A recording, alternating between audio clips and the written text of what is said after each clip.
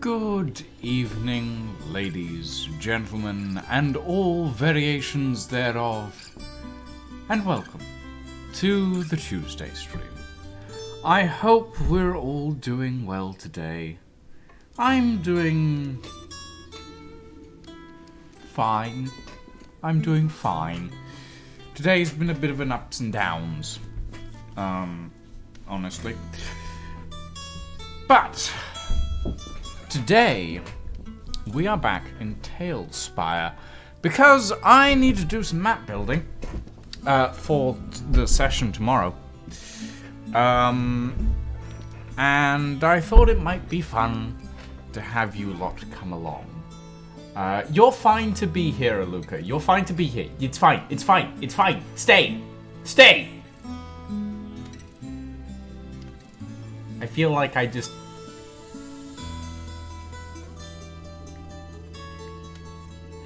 mean to...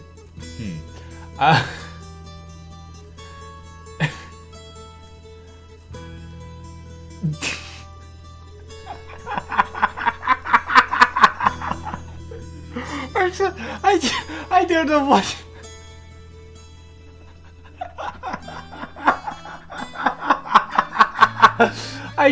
I don't know what... I got nothing. I got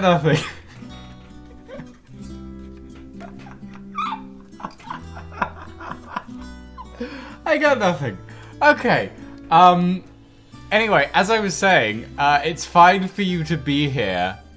because like most of this is just terrain, like terraforming and stuff, and it's like I'll be talking about stuff about the session, but it won't be anything that will be major spoilers. Essentially, it'll be nothing major, nothing that will impact the game in any way, shape, or form for you.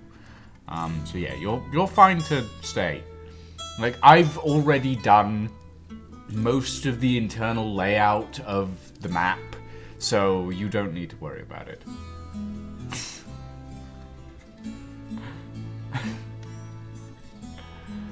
Oh boy. But yeah. Today we are going to be doing a little bit of work on the Shadows of Sorcery campaign map, because there's a few things that I want to do, there's a few things that I want to adjust, and there is this, which I didn't realize last time. There is actually an ambient music settings stuff in TaleSpire by default, which I wasn't aware of. So, like, last time we streamed this, I was using external music and stuff to, like, convey ambiance. But there is actually internal game ambiance as well, which I was not aware of, because it's always quiet when you're, like, not in, like, not on the main menu if you don't select it.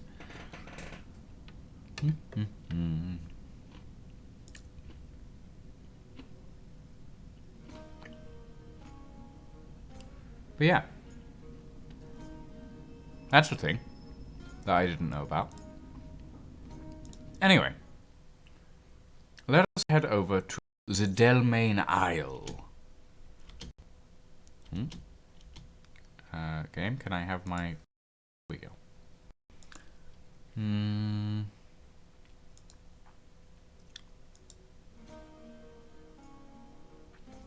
Let's see. There we go.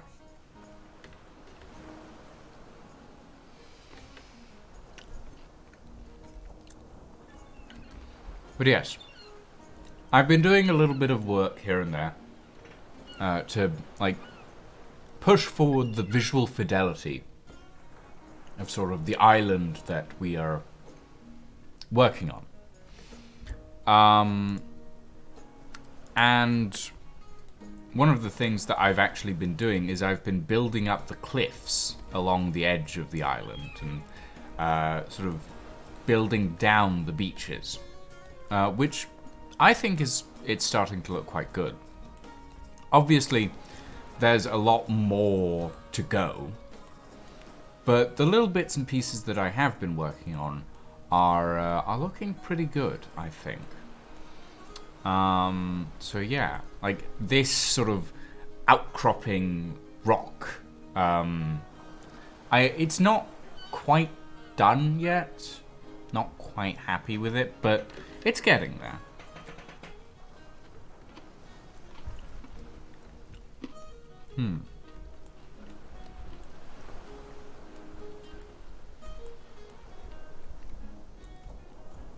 But yeah, it's actually,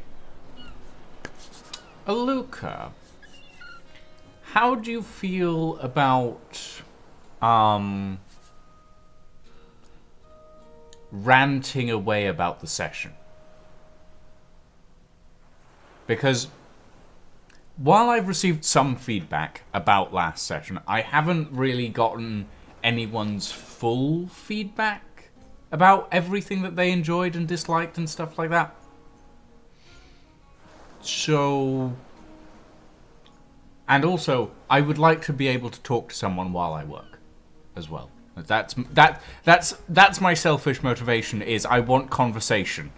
I am currently wanting conversation on stream. Yeah, if you're comfortable with that.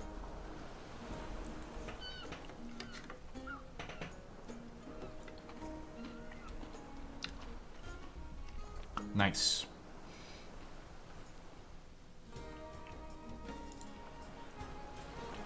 You know where to find me.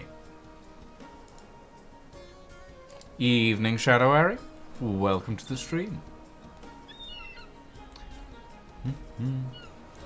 Now, one of the things that I've been doing a lot with TaleSpire is designing terrain. And terrain is actually surprisingly easy to work with in TaleSpire, depending on what you're doing. Because, like, this cliff face, this sort of cliff edge area, oh, that needs to be moved back. This is all made up of a single asset. All of these different shapes, all of these different rock formations, they're all one asset. They're literally all just this thing. This stone that has been rotated time and again to give slightly different effects, and then it's all been merged together. I am really impressed by how well TaleSpire handles this sort of construction. Because it really makes the thing look good. Hello. Hello, there you are. There you are. There you are. I'm just talking about the microphone. And missed a lot of that. I'm just talking about the way that TaleSpire's building system allows for seemingly natural terrain generation in some ways.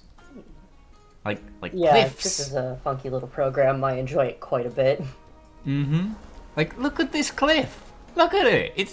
It looks so natural from the side, and then at the end of the day, it is all one thing. It's just one that has been repeated and rotated over and over. Huh. Like, it really does look phenomenal. It really does. Like it's one of those things where I'm kind of constantly impressed that this program manages to convert this idea of somewhat realistic looking minis into a 3D environment where it's still somewhat realistic but still tiled. Yeah.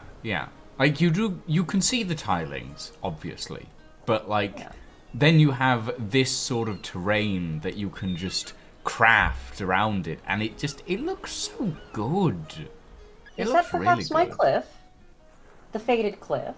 No, the fated cliff is going to probably be round the back here. I'll throw something else off of that one. I mean, this one is intended to be like a dock area for an airship or something. The legendary airship, of course. Look, it's my setting. I'm gonna stick an airship in there if it kills me. Well, you better stick us on an airship at some point, or I will be disappointed then. I mean, I will, but I'll need to build the airship first. Oh no, your greatest nightmare.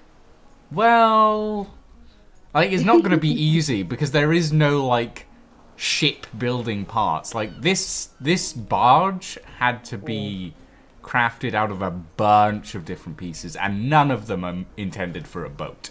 Well, you can still use that as a pretty good base, I would say. Yeah, I can. The fact that you can build a boat out of materials that are not intended for a boat, and then you are still able to get a nice, realistic-looking boat is definitely a boon of the system. Oh, yeah. No, I definitely agree. Like, boat gone. I will say that is the one thing that I don't enjoy about this game. Those layers are a nightmare for me. I mean, it's at the end of the day, it's just this slider, and it'll let you go through the different layers. But it is a little bit of a pain. Gotta be honest. But yeah, it's a neat solution to a problem that I didn't know I was going to have. Yeah. But fish. Yeah, there's fish in the bay. There's fish in the bay. There's a stone carved head. There's a coffin. Alright, well, fair enough. I mean, none of you decided to explore the bay, so it's all still there, but... I'm fully aware. The best thing about a Session 0, and the best thing about learning things with a new party, is the party always gets split because people aren't sure how exactly to talk to each other quite yet, and kind of rationalize where they should be going or what their character should be doing with each other. Yeah. So instead of exploring the bay, it was directly to the house like we were told to do. Yeah. But then past that, we weren't told anything else, so we started... There's no polite word for looting, but I'm going to use a polite word for looting. You and say literally borrowing. did. You just walked into this old, like, wizard's house and immediately started stealing shit. That is exactly what you did. To be fair, I could, like, over-explain the, like, little intricacies of my character. I'm kidding. I do have, methodology and reasons for, like, picking up certain objects and not picking up other objects, that kind of correspond with Guillaume's character and, like, the choices that I wanted to make for him. Yeah. One of those choices was to see somebody else want something, warn them against it, and then walk out of the fucking room. Which is not something I knew that character had in him. I mean, here's the thing. Like, with Session Zero, there were some things that I expected to happen, right? Yes. Like the fact that I expected someone to pick up that, compressed magic gemstone and cause a problem. I didn't expect the party sorcerer to do it.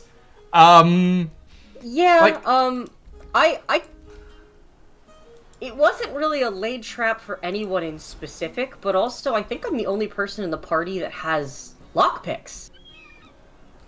Probably. I'm going to end up kind of functioning a little bit as the party rogue, as far as I can tell. Very likely, yes. Yeah, I'm not really statted for that. I mean, like, at the end of the day... Hey, Steve-O. Hey. But yeah, at the end of the day, like, I don't expect any one of you to restrict yourselves to, like, any specific role. I expect chaos, and I was granted that. You sure were. But yeah, like, there's a lot more little secrets and stuff in the manor that I'm sure you guys will discover at some point. There always is, though. Sometimes you don't always get there unless it's, like, conceptually, like, a murder mystery or something like that, where it behooves you to walk into a room and roll 4 perception checks at once. You may, like... Here's the thing. I was really tempted to, like, when Saren just walked into the dining room at one point, I was really tempted to make you all roll a perception check for that. Oh man, yeah. The amount of cursed food that you could have put on that table. Oh no, it wasn't the cursed food. Like, I will let you in on a little secret.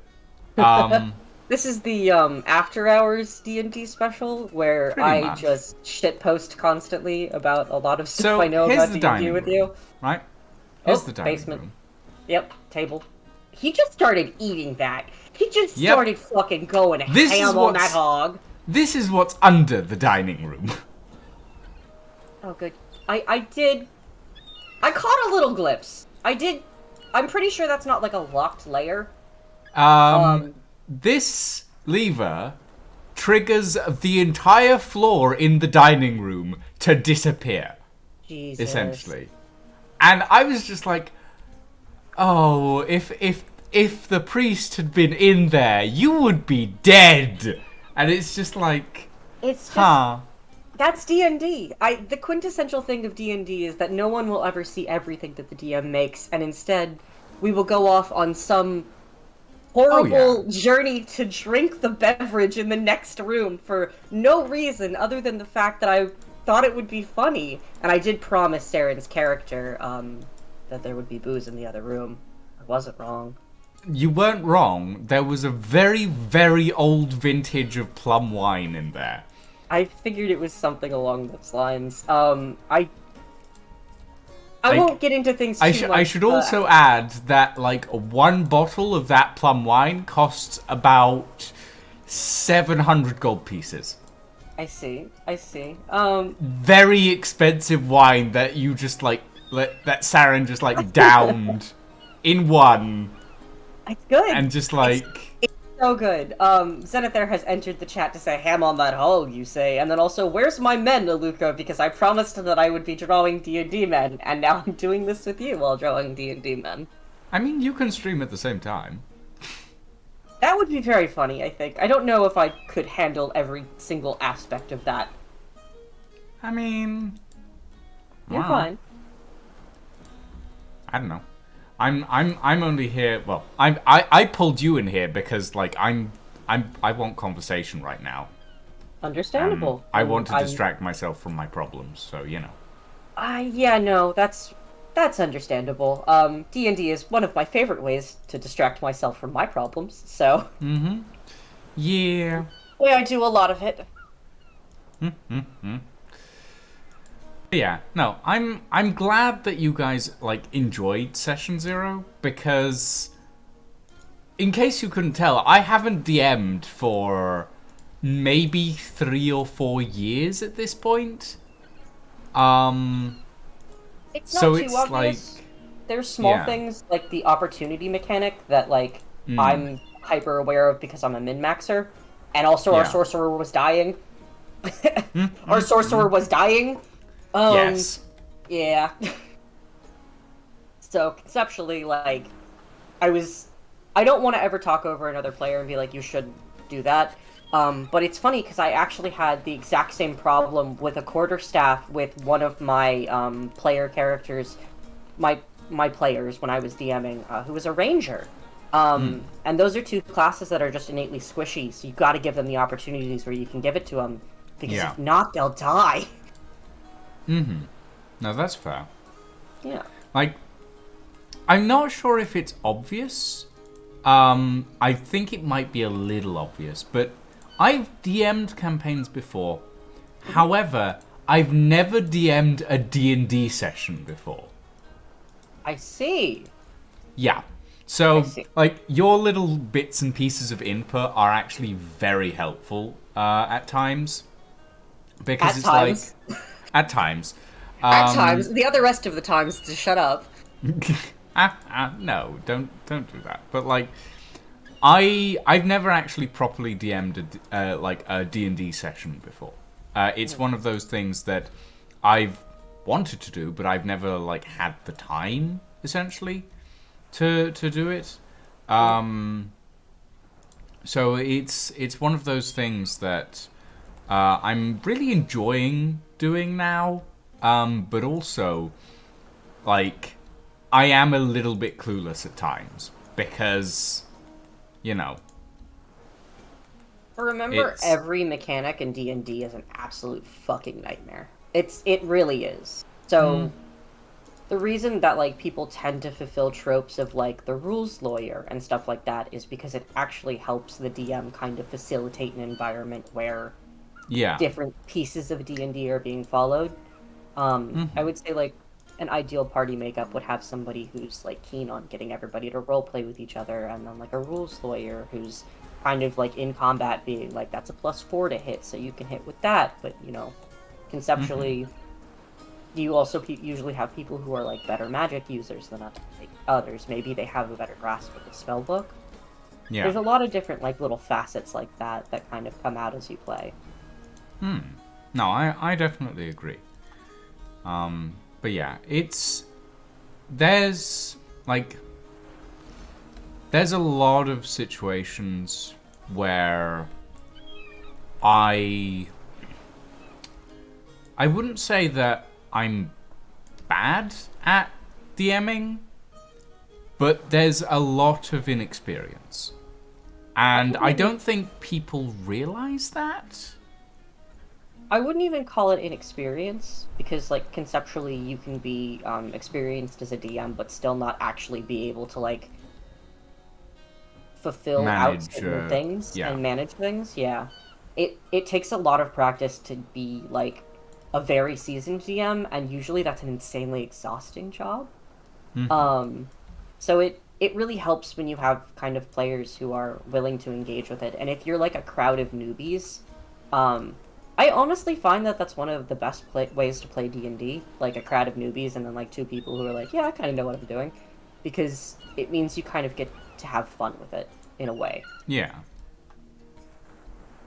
No, that makes sense. Yeah. Just getting some texturing in There there. we go. Yeah. Like I like the build system that TaleSpire has so much. It's really easy to use, and I like that a lot. Mm. Like How did you find one. this? Hmm? How did you find this program? Um, how did I find TaleSpire? I remember looking up like a bunch of stuff for Tabletop Simulator because I was like, well, I might use that for doing a thing. And like I used to build I used to do like Minecraft stuff. Because I at one point I just thought I want to run a D&D session and I want to run it all in Minecraft in a 3D environment. And Yeah. good idea. Execution takes a lot of time, though. I still have the world. I'm still building it. Like, it takes a lot of time to do stuff like that. Yeah. I didn't realize quite how much time, like, it would take. Whoopsie. Yes, Zenithare, if you did not know, Lucian is a Minecraft YouTuber.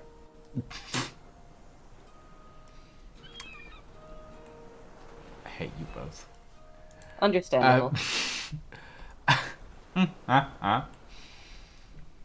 But yeah, it a lot of like Minecraft transfers over to TaleSpire, and like I was looking up a bunch of different programs, and I came across TaleSpire, and I was looking at it and going, "Huh, this seems familiar." And then I realized I have seen this program before. Wasted Space, the YouTube, well, I say YouTuber, the streamer that I am somewhat acquainted with, actually owns it. He's played with it before. He's shown it off. And I was like, so that's where I know it from. And I looked into it and I was like, okay, this actually looks like a really good medium to, like, play stuff in. It's got dice rolling, it's got characters, it's going to have Hero Forge integration, which like is one of the big things about it that I think is really good. Because like being able to bring in a custom mini to like have on the board in a digital format, like that's fucking fantastic.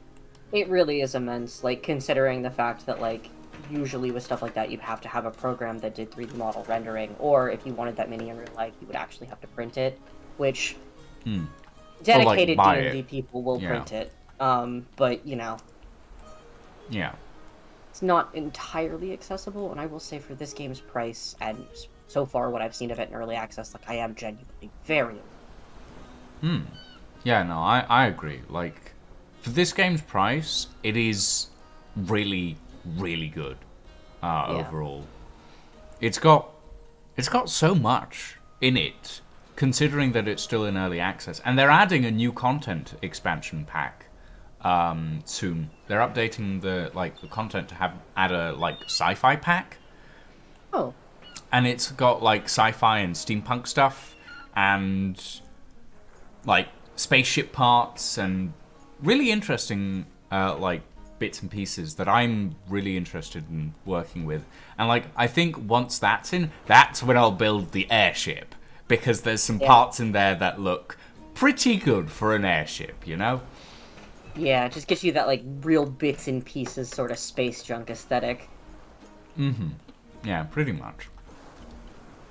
But yeah. It's a fascinating program, like, genuinely. I've done a lot of different versions of tabletop campaigns, and I do a lot of them online because, you know, conceptually, people are thousands of miles apart and don't have time all the time to drive places, but Yeah. it is one of those things where, like, looking at this program is like, wow, things have come so far. But yeah, it's definitely like it's got a lot of potential. Yes. Like overall. I would still say potential. Yeah. I had a lot of fun fucking around in the builder, but I have found out what the kind of maximum number of dice on the board can be at one time, because that was what I was mostly aiming for there. In fairness, I 70 did... dice at any one time on the board is a little mad. You know? I did get up to 200 before the program crashed. Yeah. Like, just, like, I don't think anyone is ever gonna need more than, like, 20 dice on the board at any one time. I'm gonna be honest. As somebody who probably could have been a QA tester in a different life, these are the things that make me enjoy things a little more, just knowing, like, limitations of programs. You're out here randomizing rocks, and I'm out here seeing how many times I can do it before my computer starts screaming in agony. But yeah, like, I do love that, like, one of the big things about TaleSpire is that it lets you just, like, clip assets into each other, and there's not even that much Z-fighting when you do. Like, sometimes you'll see the occasional, like, flicker on certain assets, like here, for example. But overall, like, it looks smooth. Like, look at that. It looks like a cliff face. It looks smooth. It looks, like, properly put together. They've made it in this building mode so that when things mesh together, their polygons probably merge. I'm noticing that, like, it might not be rendering in each individual rock. Like, it might just be rendering a face that you can see at this point. Maybe. Which seems to be very smart. I really wouldn't be able to tell. That's, like, the way that I would code it, and that's with my limited knowledge of coding. But yeah, like, overall, they've done a really good job of, like, this whole build system. It's so fluid, and it's so easy to use as well, which I think is a like a big one, especially when it comes to, like, accessibility. Like, the build system can be used pretty much with just a mouse, and I'm fairly sure, like, most of the controls can be remapped as well, and, like, everything that you might need is, like, properly color coded on screen, and, like, all the little bits and pieces are, like, visually different, and you can tell that they're visually different as well. Obviously, there's still more work to be done, and I won't say that it's, like, 100% accessible yet, but they've done well. It does map to grid, though, which means that my handshaking means that I can still build things, which I can't do in a lot of programs. Yeah, like, another thing that even with, like, free visual assets, like trees, for example, one of the things that I actually found is really good, like, you can put down a tree stump, right? And then, like, you have the next sort of segment of the tree. If you hold X, it'll snap it to, like, that tree stump, so that it follows on, essentially. Which I think is a really, like, nice little feature as well. And, like, the same with most things as well. Like, not everything has that feature, or not everything has that feature working, but most things work really well with it, honestly. Could I convince you to make me a very tall fuck-off tree? It's a very big one. Just a tube? I mean, I was trying to over here, but this particular tree block does not have a top, unfortunately. I see. Alright. But yeah, like, there are quite a few already pretty tall trees in this forest, you know. I'm gonna go ahead and open TaleSpire and see if I can make one that's, like, 18 high. I mean, here's the thing. You can probably make a tree that is as high as this clock tower. It's good. Like, I'm fairly sure that is... Oh, I missed a piece. Oh, well. You're missing a boy. It broke. It's an old place. There we go. I mean, it is a very old thing. Elanius in chat says it's a very pretty clock tower, and also Elanius has mentioned the ominous dice cloud, my beloved. Yes, the ominous dice cloud is certainly a thing. But yeah. Yeah, Steve-O, this definitely is worth the full price of $25. I'm probably going to be singing its praises for a while, to be completely honest. I've gone ahead and recommended it to a lot of other people who I know who play D&D, and they're enjoying it. I personally don't know if I could ever see myself building anything too big in this, to be honest, but that's because I don't have an attention span. I mean, here's the thing. Like, even if you're just using it to, say, for example, put together a dungeon layout, like, that you don't need an exterior, it's still really easy to do that as well. Yeah. Like, all of the build pieces snap together, and it's all on a grid, which makes it so easy. Steve-O also brings up the point that apparently, like, you can start, like, downloading other people's, like, user things, so then technically if somebody just made a generic dungeon, you could that's immediately accessible to everyone in your, D&D game, which is huge, especially if somebody chose to build, like, an entire dungeon that was from a D&D book, then you would have an entirely accessible game. Yeah, like, one of the biggest things about it is, like, the maps. You don't even need to, like, download a map. It is literally just a string of text that you put in a text editor, and it builds the map for you. Like, it's that simple. It's really good, honestly. With just a very small amount of explanation, this has bigger implications for, like, D&D as a whole, and I think it has bigger implications for people to start making, the word I'm not looking for isn't, like, a knockoff, but, like, more of these. Yeah. No, I definitely get that. And, like, Tabletop Simulator has been fairly instrumental in, like, doing sort of, like, online and digital, like, D&D stuff. But it does have its limits. I've never liked it. Yeah, no, I agree. I find it very difficult to work with.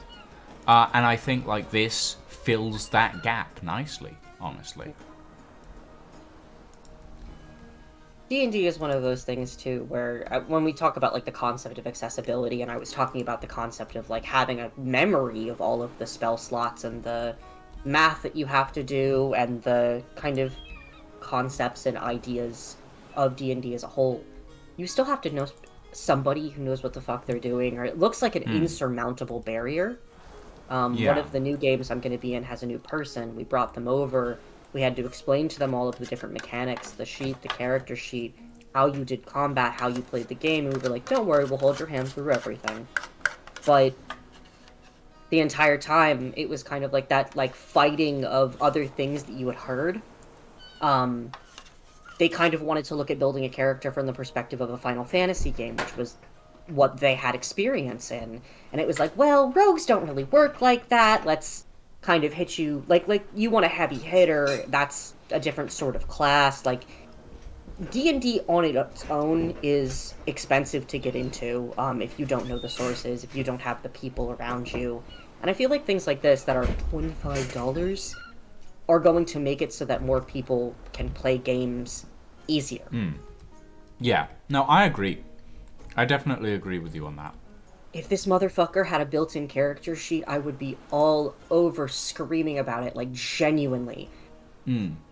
I mean, like, here's the thing. It doesn't have a built-in character sheet, obviously. Yeah. But one of the things that it does have, actually, is, like, the miniatures, you can actually set their, like, yes, stats. You can set stats on the miniatures, which is quite helpful at times. And, like, well, I think I might have to do that in your game. like, specifically, I might have to load up your instance of the game and then assign it to myself. Hmm. I haven't tested any of that yet, but I was looking at some of their, like, abilities and stuff. The only reason that I specifically would like character sheet, not just that, is because it's helpful to have everything in one place. So that if you have items that get used up, you can one-click and use the item up, or, like, let's say I have a weapon, it'll calculate the weapon damage for me as well. I'm a player that struggles a lot with math, because I can't quite read numbers right. Dyscalculia is kind of a bitch like that. Yeah. So, like, what they have is great. I need to test out the dexterity mods and stuff like that, so to see if it, like, adds things in a way where, like, if I roll a dex check, it'll just do it for us. Yeah. I also... Do they have an advantage and disadvantage system in this game yet? Where you can roll 2 die and it'll do either? I honestly don't know. I have no idea.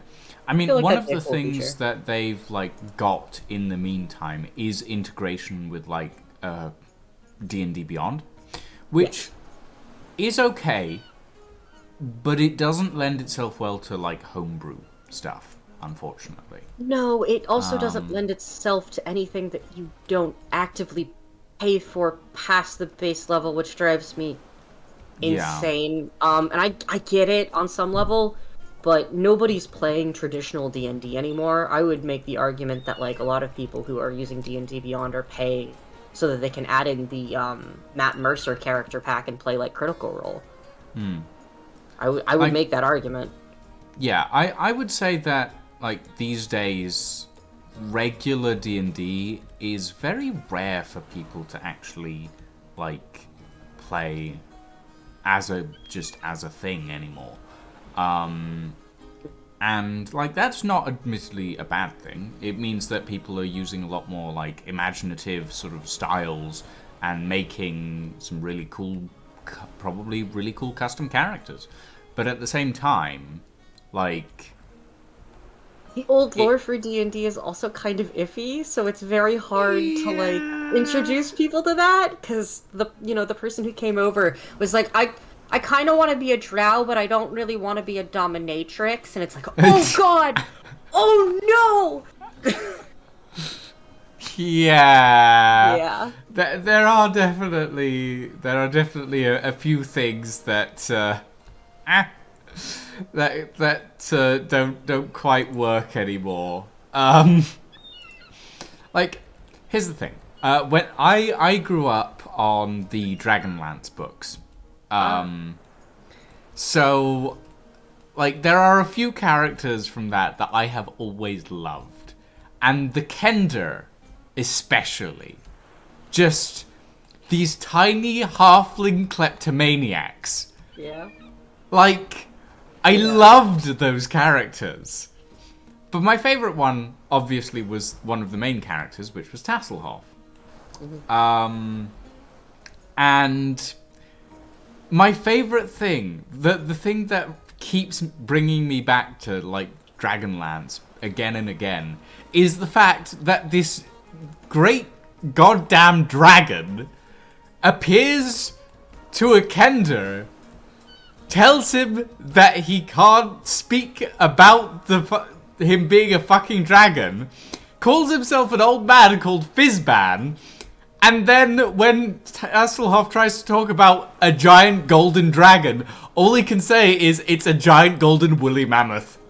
Yeah. And it's just like, I love that sort of storytelling. It's so good. Yeah. Alanius says that Kryn was first D&D home. Yeah. Yeah. Like, Steve-O, I'm sorry. I'm not a huge fan of Forgotten Realms. I will say some of the Drow culture stuff that they redid, I think it's fun. But it is still pretty clearly the works of somebody with a fetish, and it's a little hard to swallow a lot of the time.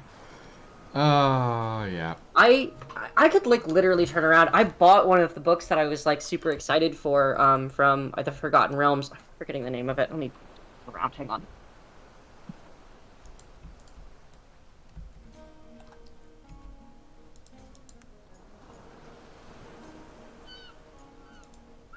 Oh, this isn't Forgotten Realms, this is Under Mountain.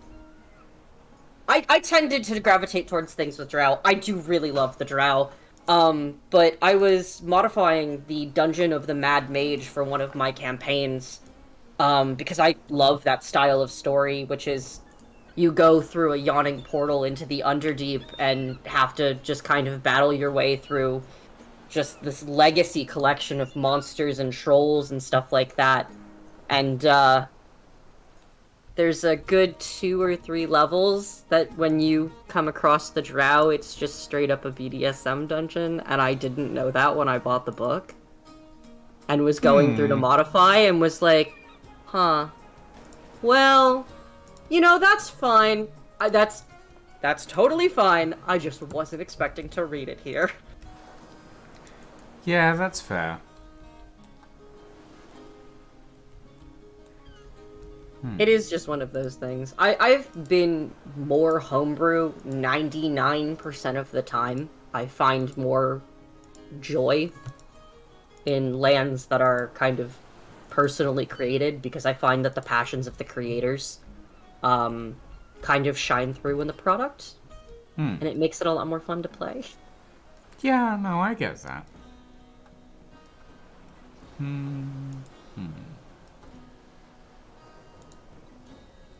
I will say, though, I do have a particular fondness for the Dungeon of the Mad Mage. One day I will run it. One day I will run it in full. One day I will run that level 0 to level 20 nightmare of a dungeon.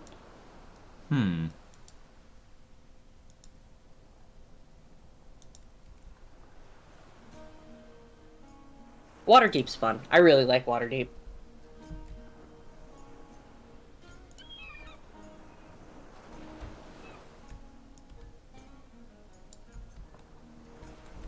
Bought a lot of the player maps for Waterdeep so that I could use them in my own campaign, and then ended up never using them.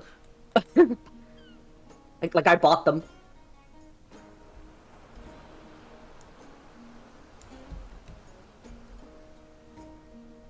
My own built worlds make me a better DM. Yeah, you're more passionate about your product because you want to share your fantasy and the world that you see vividly in your head with everyone else around you, and it really makes the game better. I don't want to, like, rag on, like, a pre-built adventure. Those are perfectly good and fine, but, like, hearing a DM light up, like Lucian did, with, like, the first kind of aspect of the story where you were just excited to get to introducing the world to us. That's fun. Like, that's fun to exist in. No, I agree, definitely. Yeah. What do I want to put here? A veranda. A veranda? A veranda. This is more like a gazebo or something. A gazebo. The dread gazebo. The dread gazebo. Uh-huh. What's in the Grim tab? What can we put in the Dread Gazebo? You do know what I'm talking about, yeah? I have absolutely no idea. I'm just gonna put a cage in there. Alright, we're gonna do the story live on stream. We're gonna do the story live on stream. Hang on. I don't have a podcaster voice or anything, so I'm just gonna read it. In the early 70s, Ed Whitechurch ran his game, and one of the participants was one Eric Sorensen. Eric plays something like a computer. When he games, he methodically considers each possibility before choosing his preferred option, and if given time, he will always pick the optimal solution. It has been known to take weeks. He is in all other respects a superior gamer. Eric was playing a neutral paladin in Ed's game. He was on some Lord's lands when the following exchange occurred. Ed, you see a well-groomed garden. In the middle, on the small hill, you see a gazebo. Eric, a gazebo? What color is it? Ed, pause. It's white, Eric. Eric, how far away is it? Ed, about 50 yards. Eric, how big is it? Ed, pause. It's 30 feet across, 15 high, with a pointed top. Eric, I used my sword to detect good on it. Ed, it's not good, Eric. It's a gazebo. Eric, I call out to it. Ed, it won't answer. It's a gazebo. Eric, pause. I sheath my sword and draw my bow and arrows. Does it respond in any way? Ed, no, Eric, it's a gazebo. Eric, I shoot it with my bow. I rolled a hit, what happened? Ed, there is a gazebo with an arrow sticking out of it. Ed, pause. It wasn't wounded? Ed, of course not, Eric. It's a gazebo! Eric, but it was a +3 arrow! Ed, it's a gazebo, Eric, a gazebo. If you really want to try and destroy it, you could chop it down with an axe, I suppose. You could try to burn it. I don't know why anyone would even try. It's a fucking gazebo. Eric, long pause. He has no axe and no fire spells. I've run away. Ed, thoroughly frustrated. It's too late. You've awakened the gazebo. It catches you and eats you. Eric, reaching for his dice. Oh, I'll just roll up a fire mage so I can avenge my paladin. This is like an insanely famous D&D story. Like, it is called Eric, The Tale of Eric and the Dread Gazebo. It is straight up from 1986. And from a D&D magazine. It is... I love it. I love it. It is so good. D&D allows for such funny experiences. It really does. It really does. I've taken over your stream to read about the Dread Gazebo. I mean, okay. Have I ever told you about one of the characters that I played, which was a gnomish druid? The bush. The bush. The bush. The bush. The yes. bush. Yes. So I am actually going to retell this story for the people in chat. You absolutely should. I love the bush. We've gotten a single bit for the gazebo story. Mm-hmm. So, maybe about like a few years ago at this point, Zarian was running a D&D campaign, a one-shot campaign. We still haven't finished it, by the way. It do be like that. Yeah. Thank you, Elanius, for the 100 bits. For but yeah. you talking about your bush. So, Zarian was running a D&D campaign, and we all got to, like, roll up different characters. And I decided, because, like, usually I multi-class, like, rogue wizard. Like, that was the first character I ever played, a rogue wizard, that ended up stealing a dragon's scales and then throwing a fireball at it, which was interesting. No, it's fine. But when Zari told us to roll up a character, I decided, you know what, I want to roll up something different this time. I don't want to play a rogue. I don't want to do my usual, essentially. And what I came up with was a gnomish druid. And I asked Zarian, what's the shortest I can make this druid? And he said it's about, like, 1.5 feet, maybe 2 feet. It's like, okay. You are a pixie. Okay, that's cool. And because he's a gnomish druid, he uses a quarterstaff. The quarterstaff is fucking massive compared to this tiny gnomish druid. And because he's a gnomish druid, he's wearing an outfit made of leaves. Mm-hmm. So the party gets together, and they meet up in a tavern, and like the like Vodok Moj, my character, is sitting in the tavern drinking a milk, and Little man and a little milk. Yeah, and in walks the party paladin, and I have to roll perception, and I fail at rolling perception. So instead of just like failing to recognize that this person is a paladin, I get like a twist. And instead of recognizing that this is a paladin of one of the holy like light gods, I look at this paladin and I think it's a paladin of Tiamat. And here, instantly, like, the paladin obviously has to roll perception to look around the room as well. And instantly what they find is this, like, they roll really badly on perception as well. So what they find is there's a bush sitting in a corner, staring at them with the most malevolent glare in the entire world. Of just, this bush, it looks like it's shaking in fury. But the paladin doesn't know it's a gnome. It's just a bush sitting in the corner, drinking a glass of milk. And it's just like... We do love it here. We do love it here where there's just bush. Like, the This fact... angry bush. Very angry bush. And Angry like bush. the fact that this entire exchange has gone on without like the rest of the party being aware of it means that when the rest of the party arrives, there is... I'm fairly sure it was a brawl that happened between a bush and a paladin.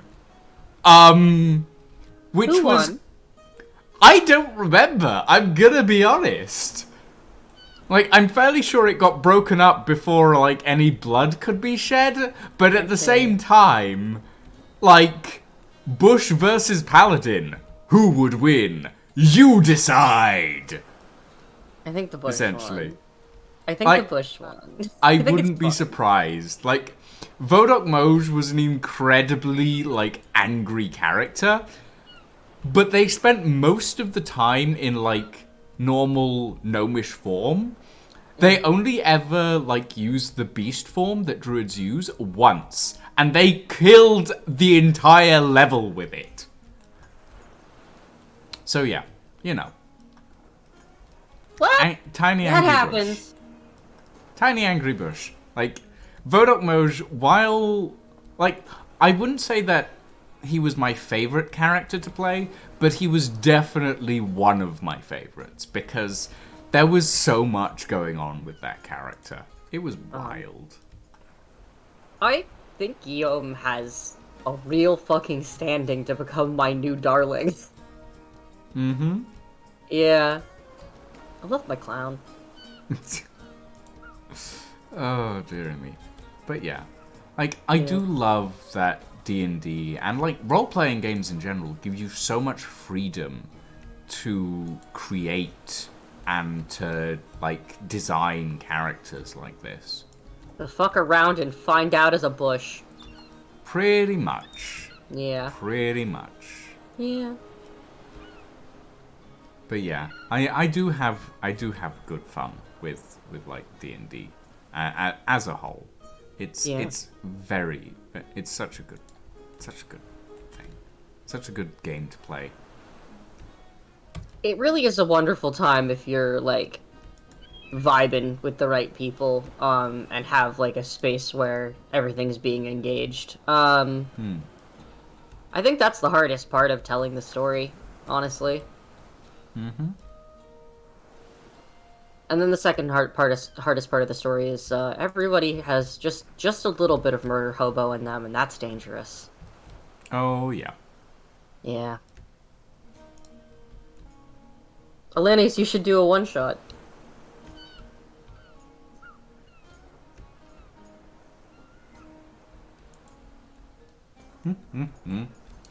I mean, like, me and Zeri would probably be up for doing like a silly little D&D one-shot campaign. We haven't played D&D together, or we haven't played any role-playing games together in a very long time. Like, we've been both so busy with, well, everything, honestly. It is the way it is, but yeah. It would be fun. Charlie and I are finally gonna get to manage to play a game together in January. Nice. My attention will be split between 5 worlds, maybe 6. Oh boy. Having a great time. They are all connected and everything is a living nightmare. Fair enough. It's good. Sometimes you have 18 billion little NPCs. That's fair. Yeah.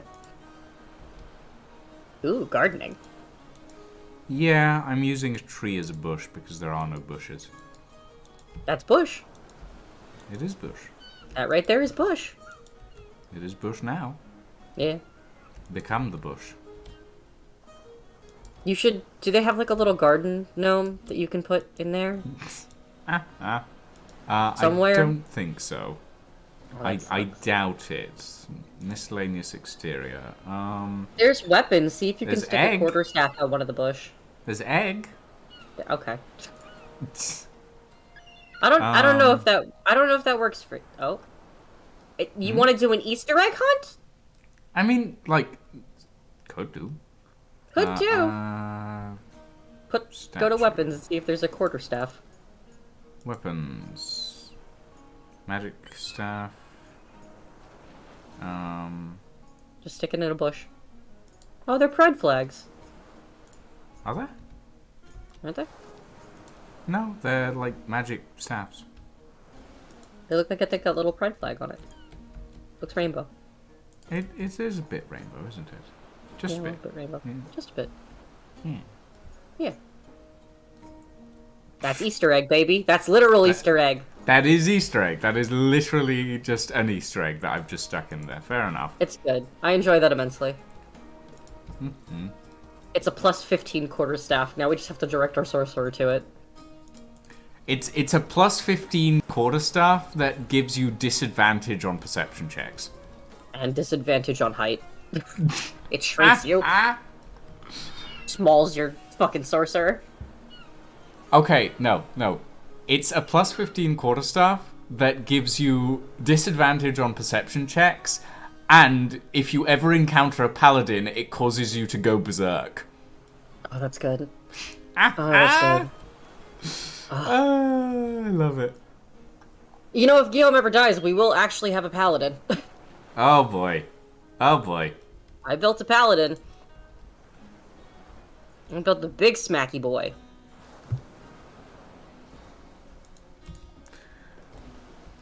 But yeah, like it'll be interesting to see what people come up with. Especially it'll be especially interesting to see how people react to certain things. That's D&D.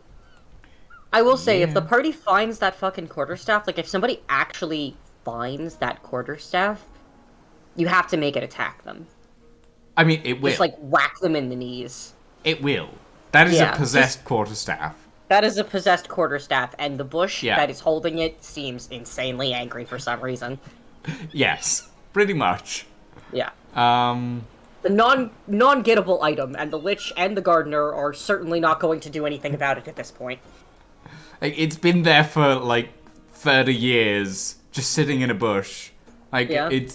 they haven't been able to remove it. You doubt you guys could either. It's like the sword and the stone if the sword and the stone chopped your fucking legs off. Oh yeah. Like, I will, if you guys do end up finding that quarterstaff, I will, like, let you attempt to defeat/tame it. Sure. But it's gonna be hard. Of course. I will not say anything. I will not say a word. Not that anybody picked up on the fact that I called him a lich, but I will not say a word. I mean, only one other person in the party is aware of the fact that, like, Lord Metacrow is a lich, and that's because everybody else failed their perception checks. So, you know. Here's the thing. Oh, shit. There goes my stream. Hang on a second. Can you still hear me? Yeah, I can still hear you. Okay. I guess my network just fucking failed for a second there. I don't know why. Conceptually, I have forgotten my train of thought. Yeah, it's gone. Oh well. What were we talking about? We were talking about Lord Metacrow being a lich and, like, everyone failing their perception checks. Nobody wanted to talk about it, so it doesn't matter. And the only other person who Yeah. wanted to talk about it, I had to pull out of the room for eating pig and take them into other room with promise of booze. Yes. We should find that bottle of wine with the price tag on it. It'll probably be in the cellar, where Ed's been trying to go the entire time. Listen, I can try as much as they want, but if the entire party ain't going somewhere, I'm pulling everybody on their child leashes. Everybody's getting yoinked. Next time I'll, like, kind of stretch out and be like, hey, so, like, do we want to go to the trapdoor, all of us right now, or do we want to play out this scene in the library? Do you guys want to be in the library when it happens? Like, go from there. None of you are in the library right now. Not library, You're in the drawing room. drawing Sitting room. room. Thank you. Essentially. I could not remember words. Like, the library is a lot bigger. I would like to see it, but I will wait. Well, I am waiting. No, no, What? no, no. Slaps your gay little hands. my controls just froze up and I started going all over the place for some reason. Oh well. Uh-huh. But yeah, like, I'll show you the outside. Like, this section here is the library. I see. But yeah. Alright.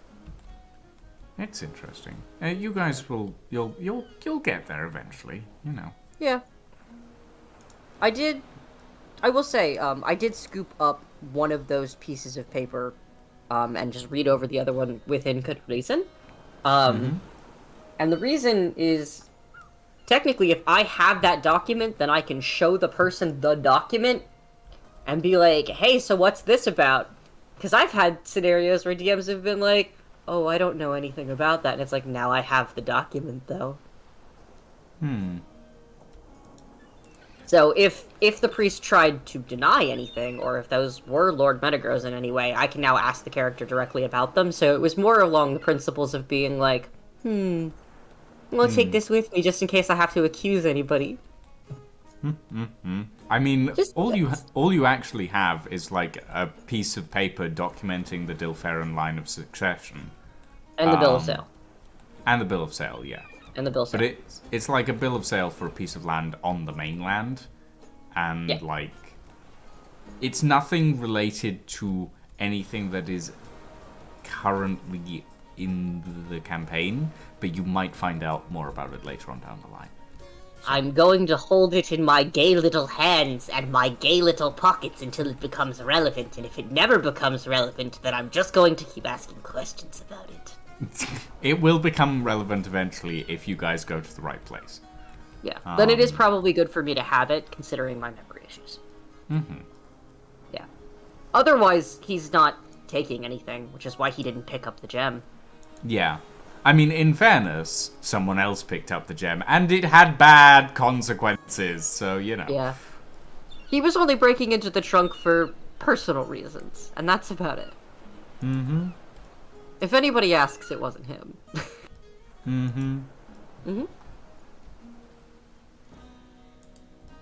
Alanis is really enjoying the fact that I'm slapping your gay little hands. I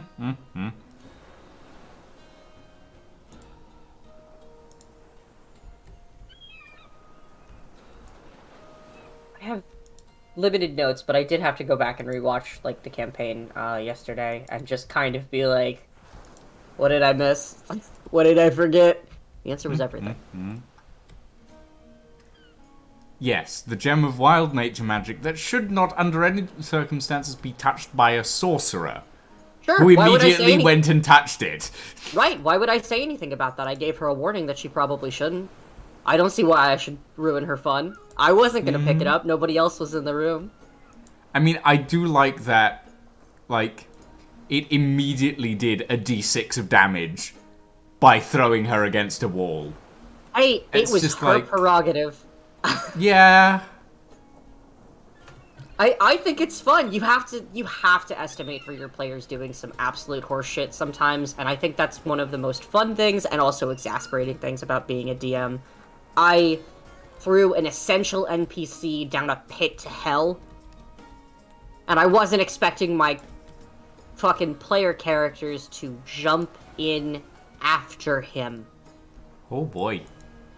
They would have taken enough falling damage that it would kill all of their characters on impact, but instead what they did was summon a demon mid-fall and make a pretty awful deal on their end, where they just said, boy.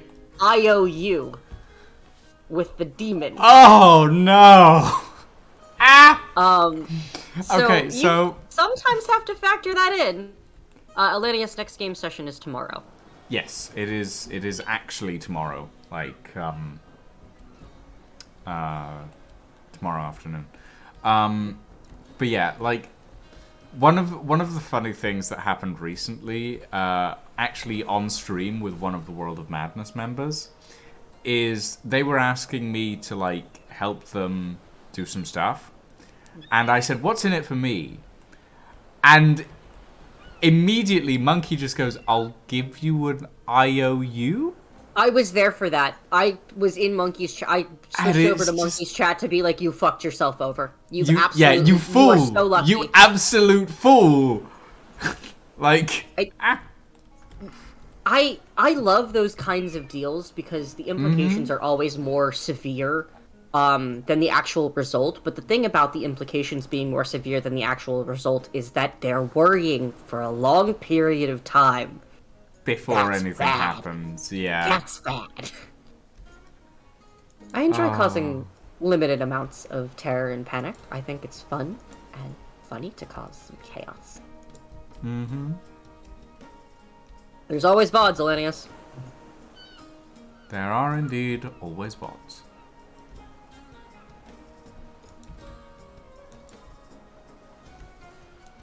Had to rewatch my own. Hearing my own voice is definitely a trip.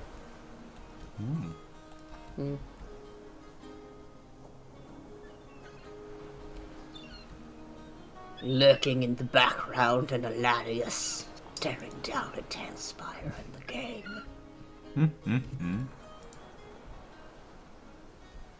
Oh.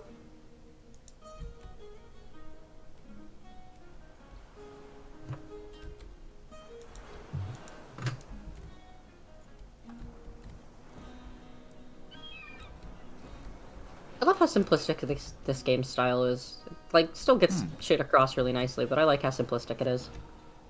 I mean, I wouldn't really call it simplistic, all things considered. Some of the architecture is actually really complex, but it is, like, easy to get across the visuals, you know? Easy to read. Yeah. Yeah. Yeah. No, for the session tomorrow, I mean, we're probably going to go down the trapdoor. Everyone, Saren will have a new layout. I have a new layout, technically. You have a new layout. Everybody got a new layout. Well, I'm using the old layout, except that it'll have been fixed, you know? Yeah. It'll look new. Well, it'll look visually proper anyway.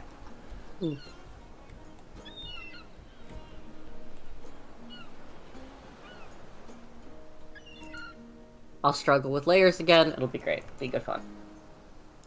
Somebody else might get blown up this time. Still not going to be me.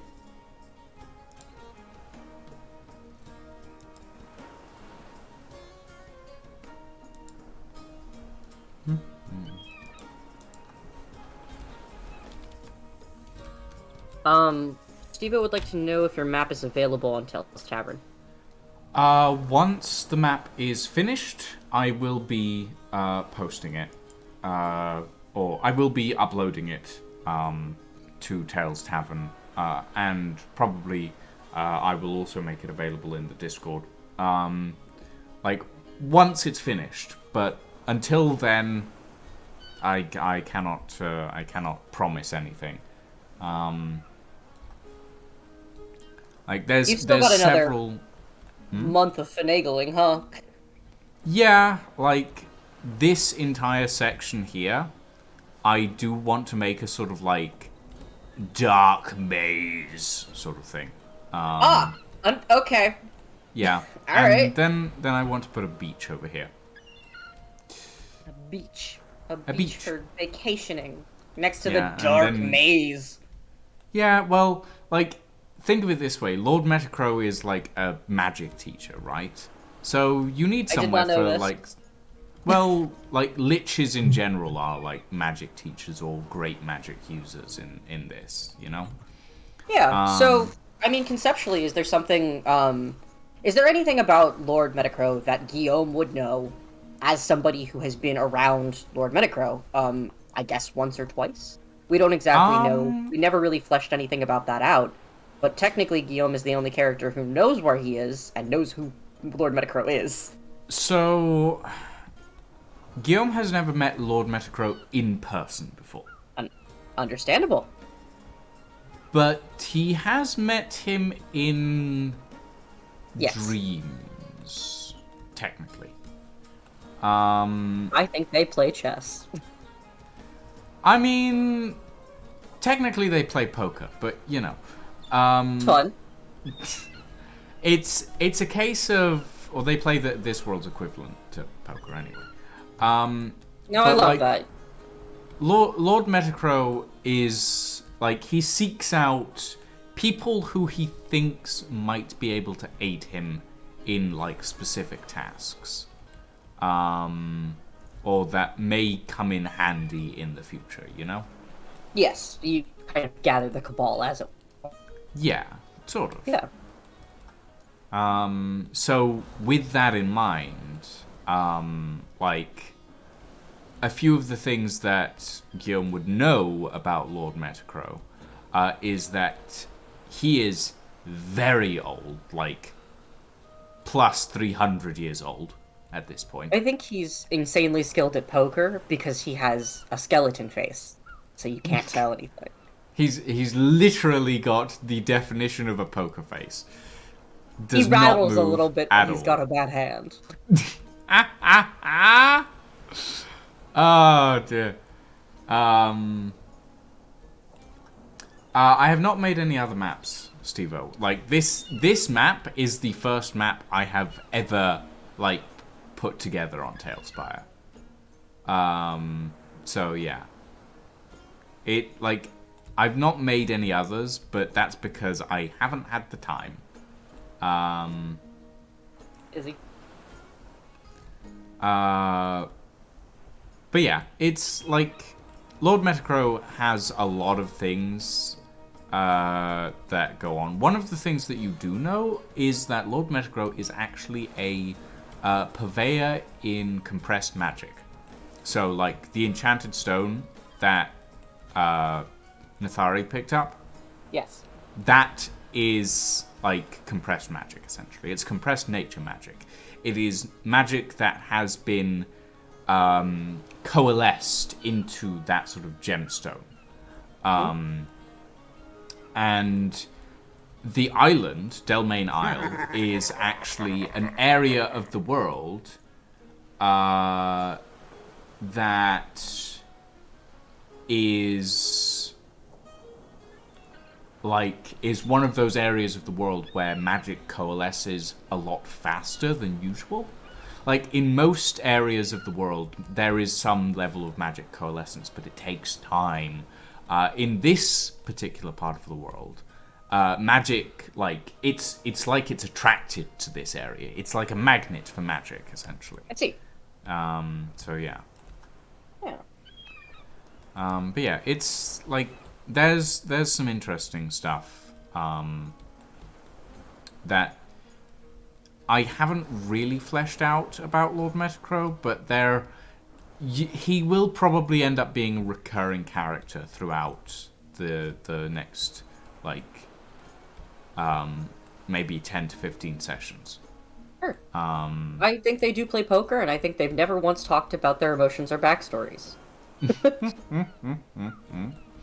Like, you know that Lord Metacro is old, but that is about it for, like, most of what you know. I know he's all skin and bones. I mean, yes, there is also that. But yeah, there is a lot going on with Lord Metacro, and it will be explored later on down the line. Sure. But for now, he is simply a skeleton man. Sure. I am keeping the poker night stuff. My favorite thing about characters is giving them just kind of little things like that that make them they feel not more real, just kind of more fleshed out in a very funny sort of way, I guess. Like, It's one of those things where it's like, yes, and this person just really likes poker, and it's like, why does that matter? And it's like, well, I've got a gaming set.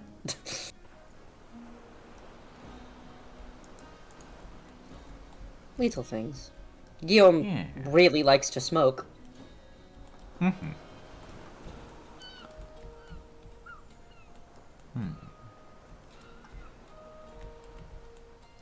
How high should I make this cliff?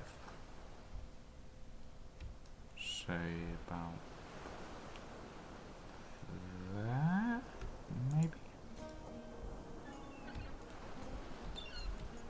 Ah, yes, the cliff. The faded cliff that I've been promised that I'm supposed to do something on. I mean, like, it really depends on how quickly you kill him. Like a hand in marriage, I will push this man off a cliff, as it has been fated and destined for me. And an unloving hand, I'm going to throw you off this fucking cliff.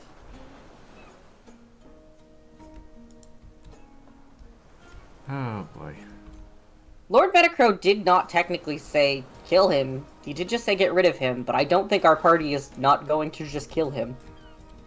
I mean, yeah, like, Lord Metagro never specified murder, but, you know, apparently that's all you guys want to do, so I'm not gonna stop you. It may cause repercussions, but... I have somewhat of a handle in this, but I do not have a handle on Saren's character charging forward with an axe. That's not gonna go anywhere. If Saren decides that they are just going to throw right full into combat immediately and immensely, I cannot do anything. That is fair. I mean, Saren is the resident barbarian, so, you know. Correct. And we have a sorcerer who keeps blowing herself up, so conceptually, I have very little faith in this party not immediately killing this priest dead. I mean, it's not immediately likely, but it's not impossible. Eom isn't too concerned about stopping them, is the problem. Somebody's gotta have a moral compass. It's probably not gonna be him. Yeah. Yeah. I cannot wait to see what you all end up doing, honestly. It's gonna be wild. The fun of D&D, isn't it? The most explicit fun of D&D is what the fuck are you about to do? Pretty much. Oh, I love this cliff. The serpent. Oopsie. I love that it's got guardrails. I mean, like, they're makeshift at the best of times. But, like, this building, or this, like, cliff has been here for God knows how long, so obviously it's gonna have guardrails. Yeah. Or at least some sort of, like, you're not gonna fall off this too easily. You know, you would hope, but that doesn't mean anything. There's plenty of cliffs that don't have guardrails, you know? Like, these guardrails are mostly just to indicate the path up, you know? These guardrails are to be like, please just don't fucking take a dive. Yeah.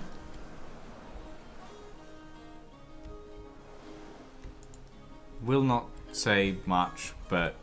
Can't say anything, don't worry about it. Yeah. I'm not asking for anything except for jokes. No, I know. Which is how it's be.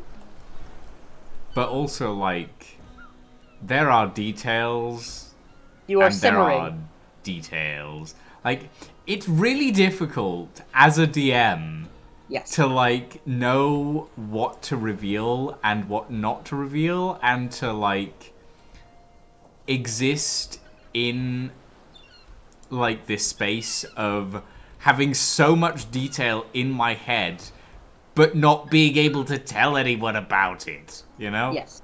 And conceptually, like, in having ADHD, and also, like, part of ADHD being rejection sensitivity, it is so hard to be a DM, and then first of all, like, not share those things actively, and then in the moment not get an exact response that you were expecting.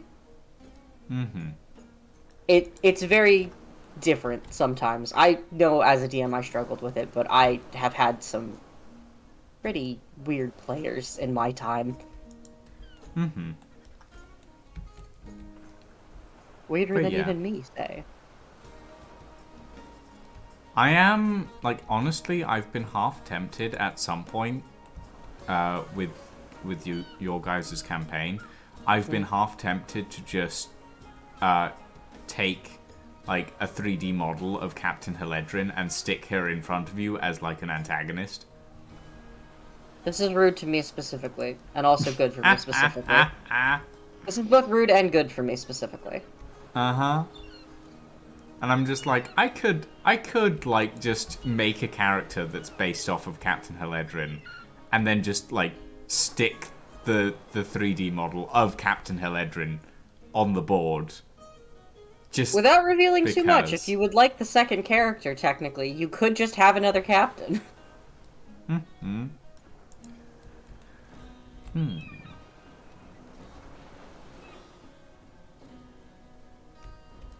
Oh yeah, I watched Super Crooks last night. That was Super interesting. Crooks. Yeah, it's an anime. Pretty good anime, actually. Remember. It's on Netflix. I think I have. Interesting. I've read that question mark. It's a Oh. I'm pretty sure that's a comic book series. I mean, probably. Yeah. Like, most anime is based on manga of some form. Oh no, it's not a manga. It's from fucking Marvel. Oh, is it? I just googled it. It's from fucking Marvel. Oh.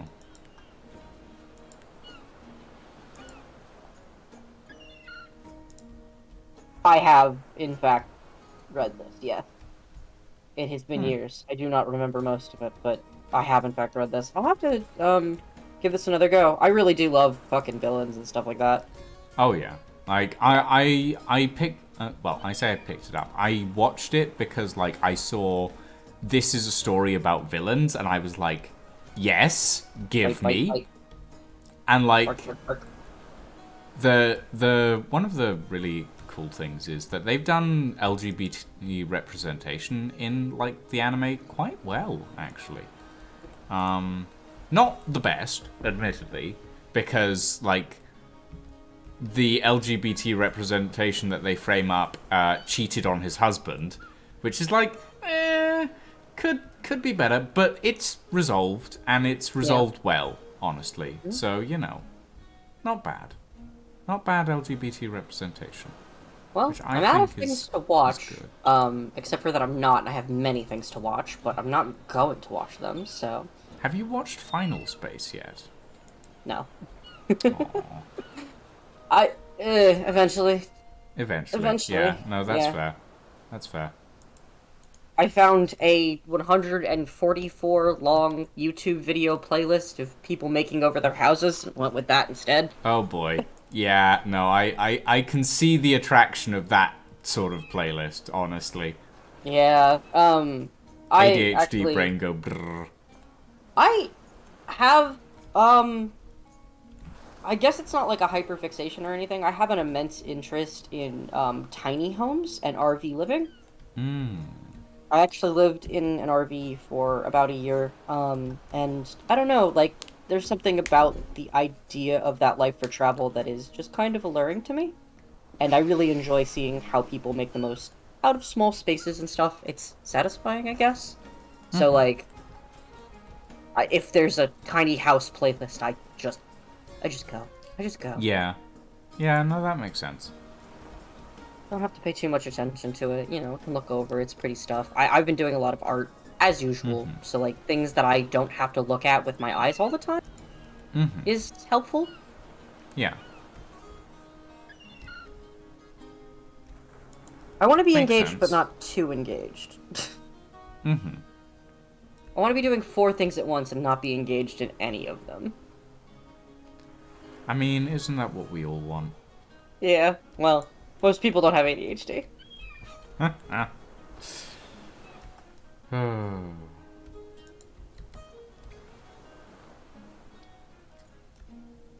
rocks. Many rocks. It's that point in the build where it's just rocks. I mean, at the end of the day, it's a cliff. Like, it's gonna be rocky. Yeah, of course.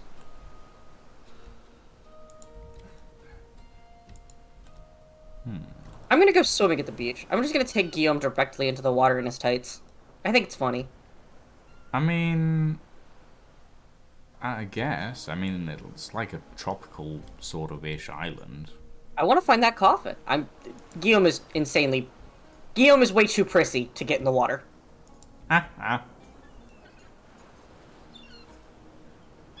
It's funny. I've been, I guess, stretching out on characters that I wouldn't normally kind of play the styles of recently.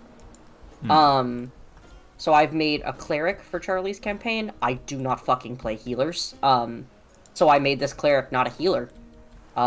He's a cleric of the light god, and he just cauterizes wounds instead. Huh. Yeah. I mean... So that's gonna be fun. If it works, right? It does. I'm not going to be the only healer in the game, so I kind of get away with a little bit more of, like, the play within the character itself, in terms of that. But, like, I don't ever play clerics, I don't ever play magic users, so Guillaume is actually new for me in that one. Nor do I ever play prissy nobles. So... I mean, Guillaume isn't exactly a noble, but I see where you're coming from. Court heritage, court politics, court, Yeah. Yeah. Yeah. About nobility. I just love talking about my boy. My horrible, horrible boy. A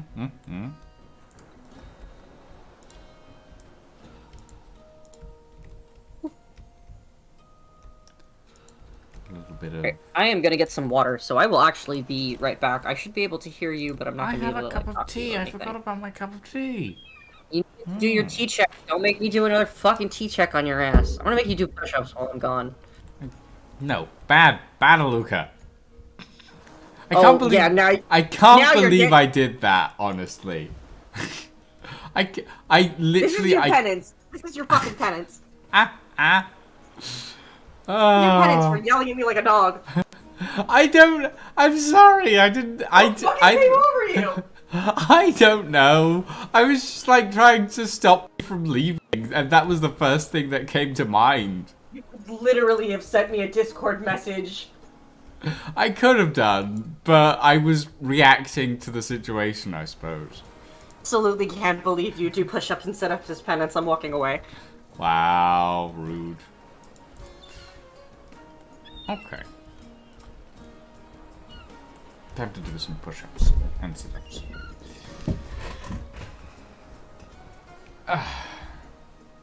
Oh wait, that's what I wanted to do. I forgot about that.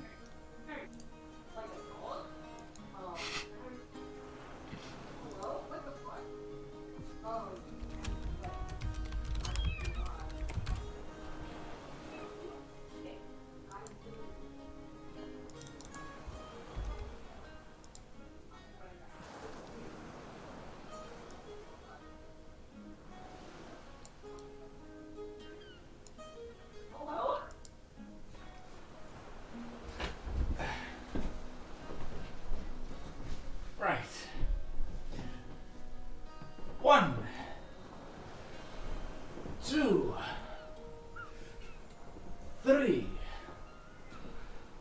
4, 5, 6, 7, 8, 9,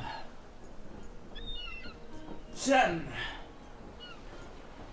11. Wait, no. I don't need to go past 10. What am I thinking?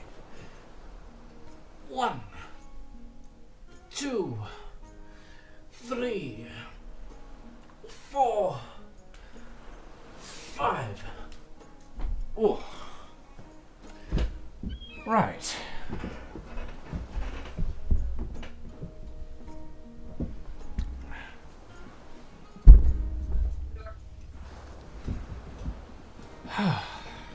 Right.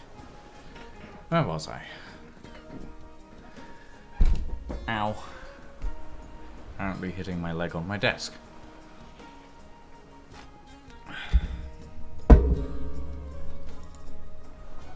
Right.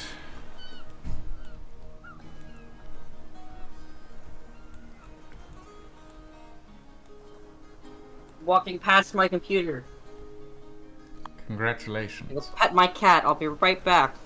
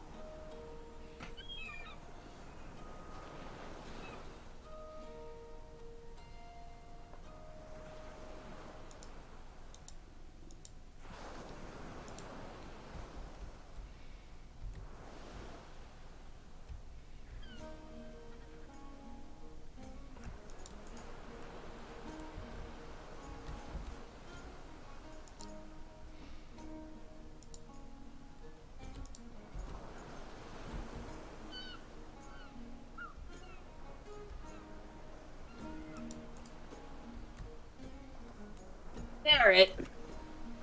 Oh, I have a little guy. You have a little guy. I have a little guy. I finally I don't know remembered if I to do like that one. Hmm? I don't know if I like that one. Hmm.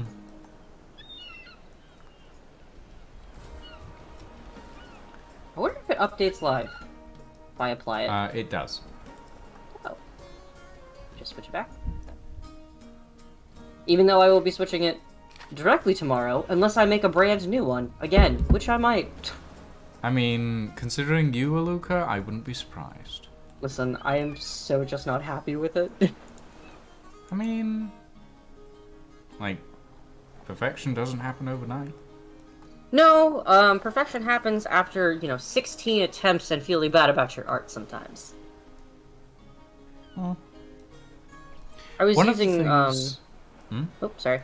No, go ahead. I was using a different VTuber program a little while ago, and it just straight up doesn't work with OBS. And I'm, like, heartbroken, because it, like, comes with funny little animations, and I can do different hotkey states, so I can have different emotions that play.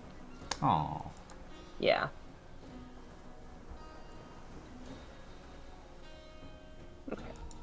One of the things that I do want them to add at some point is, like, water texture assets. Because, like, you have the water level, right? But I would like to be able to do something like have, like, a little rock pool of water just at this level. And not have to raise the sea level to do it, you know? Yeah. My little guy should be fixed. You might want to adjust his sizing, actually. Oh, right, yes. Small. I am, yes. This is height accurate. Big! Large! But yeah, I do wish that we could, like, have, like, small water assets that we can put over different areas. Some waves. Yeah. Or just, like, little, like, water tokens, you know? Like, Do you have that snow? we can just... We do, yeah. Can you put snow in the water, like, underneath it? Does it, like, look like wave? Probably not, right? Not really. Oh, it is so... Oh, marshmallow. Marshmallow, yeah. It is so marshmallow. It is a bit.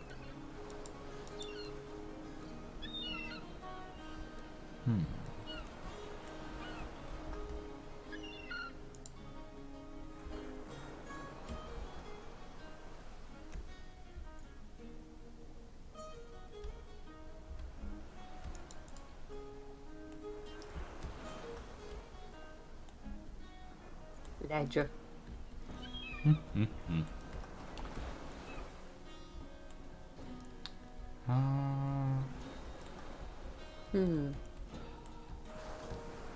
I think, yeah, I do think I want a beach over here.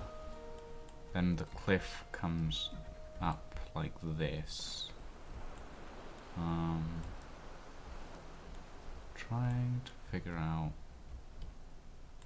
At least you didn't build the island to look like a magnet. Hmm? Well, you said the place draws in magic like a magnet. Oh. I know plenty of other more heavy-handed DMs that would have just said the place looks like a magnet, and it's like, fuck, jeez. Okay, yeah, sure. Fair enough. I mean, no, I wanted to, like, give it the natural look of it's an island. Like, the fact that it draws in magic is, like, secondary to how it looks. The aesthetic is more important, as usual. Well, always. You know what I like. I do. Aesthetic is 100% more important than anything else. Sure. It's true. Sure. For you. Well, yes. For me. For me, it's 100% more important than anything else. Not that I can't pretend that I haven't been shopping for jewelry for like the past 3 weeks. Mm-hmm. Gotta go to a wedding soon. I gotta not look straight. I look like a queer. There's Mormons there. Oh boy. Okay, yeah. Yeah, I see now. I understand now. Uh-huh. Oh boy. Yeah. No.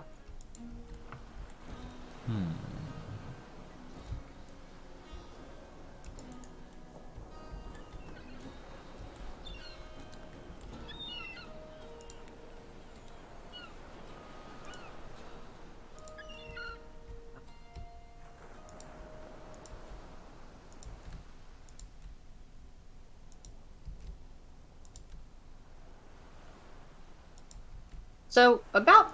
Oh, Jesus Christ. Hang on a second. Never mind.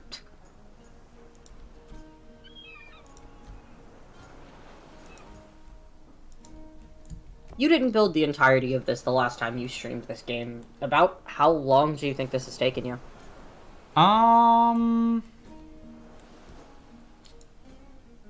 Guesstimate. How many days have you worked on it? I'd estimate like a total of 20 hours, maybe 20 to 25 hours.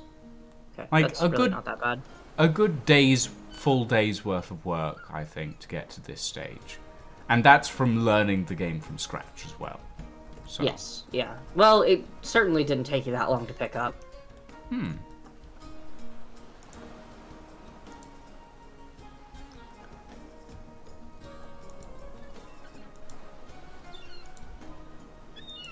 But yeah, like there's a decent amount of knowledge that you can accrue fairly quickly for TaleSpire, honestly. Yeah. I mean, so far all I've done is sing the praises of the program. My only, like, kind of singular complaint with it so far is more along the lines of, like, that little bar that goes up and down through the levels. I think it's both a little too sensitive to where I place the character and also not sensitive enough, if that makes any sense at all. Yeah, no, that does make sense. I know what you mean. Yeah. My headphones keep unplugging and replugging themselves, so hopefully they won't die on me. Fingers crossed. Fingers crossed.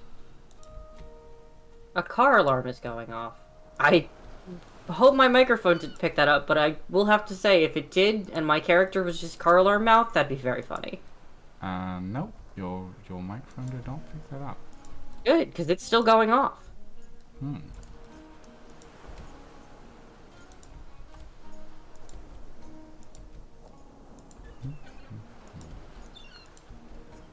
But yeah, I do enjoy TaleSpire. Like, the program itself is just so flexible. Very helpful. Yeah, very good.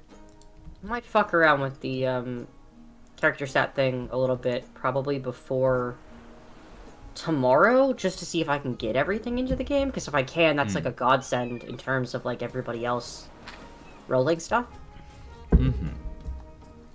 But I have to see if it's you that has to do it, or if it's us that have to do it.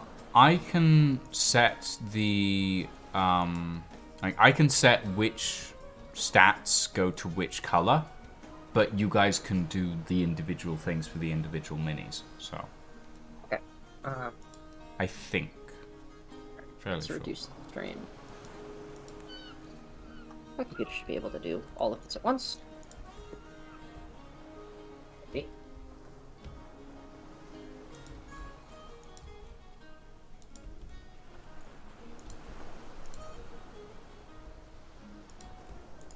Yeah.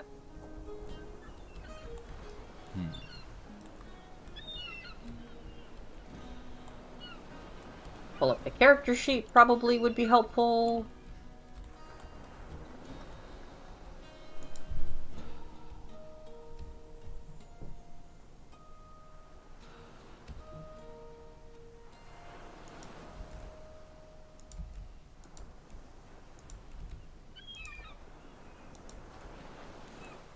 Turn down. I don't know why it starts with the audio. It feels at max every single time. I mean, it's probably a bug that they haven't gotten around to fixing yet. And considering, like, there's not a big dev team behind TaleSpire, No. like, I wouldn't honestly want to rush them because they've been doing good work so far. And they'll probably get to it eventually, but, like, Yeah, I wouldn't rush them through anything. Let me... I actually need to make sure that I have a sticky note that says everybody's player name on it and their character name next to it.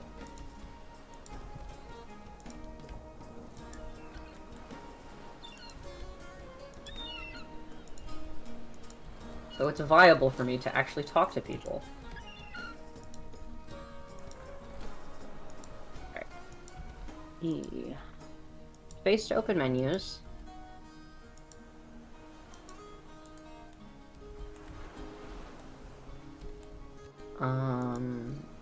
I have to go to the board to find my mini, I think. I mean, you can join in. Like, it's open already, so you might as Going to well. place long tree. Place longest tree. I mean, I don't think you can because it's I see my you build. build game. Yeah, can I see you building? You should be able to if you look around the back of the island. I'm staring at it. Oh, yeah. Nice. Wow, that's actually faster than looking at it on Twitch. I mean, I'm not surprised. Twitch has a delay, Yeah. you know. Alright, where is my lovely Dark Jester? Where have my boy gone? Probably in the house.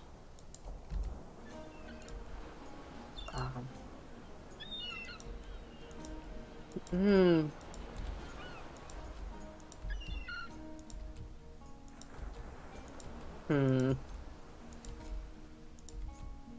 There he is. I have an attacks button? You're trying to attack the human bard Doom. I think 10 that's... HP, enable torch, status, emotes, stats. Interesting. How do I cancel attack? Like that? There should be a little X on the thing, maybe. No. Interesting. I Could not tell you. Let's get a better angle on my little man. Okay. How do I get to that stat menu that you were at? So you won't have that menu. Oh, hold on, I need to... Find my little man! Yeah, there we go. I'm going to start moving him throughout the house. It's going to be the worst game of hide and seek you've ever played. Where actually... I'm directly next to the chair. Let me move the piece there you on are. between the two chairs. There, yeah. Okay, so if you right-click on your little mini, you should have a little, like, scroll that you can press on that says stats. Oh, that's... Oh! Okay, sure. Yeah, that's... I wasn't expecting that, to be completely honest. I wasn't expecting it to look like that. It was like completely different. And then you also have your HP stat as a separate thing on the main sort of visual. Yeah. And you can turn on a torch and turn off a torch. Not that anyone ever needs to do that. The second anyone walks... And you can emote. The second anyone walks into a dark cavern at any given fucking opportunity, everybody's always screaming, I got dark vision. I mean, I think the only person who has dark vision in this is Nathari, so... I have dark vision. Oh, and you have dark vision. The other two are humans, so they do not. I'm a tiefling. And Nathari is also a tiefling. Yep. I have 11 hit points. It only set... Oh, you click on it and type in the 11. Or, like, you can use the little thing to move it around the circle, but I'm not sure how well that works. With my hands? It doesn't. What I can do is I can put, like, my charisma is, a 16. So for the bottom one, I can put 16, and then I can use the scroll wheel to say that I have a +3. Oh, no, that's not how that works.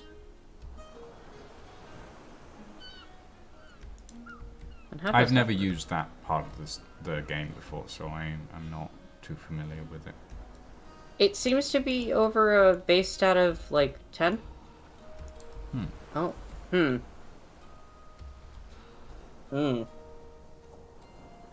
I've done something. You've done something? Ooh. Yeah, I've done something. Numbers large. All of a sudden. Oh. I wish I had ramen. I would like ramen. I'd like food in general. Fridge is empty at the moment. Oh. Are you going to get food? On Thursday, probably. You must have food, though. For other meals. Yeah. Unfortunately, I have, like, work coach meeting on Thursday, and, like, that's the only time I can actually afford to go on public transport to gather food. To forage for food in the supermarket. Afford for food in the supermarket. Now...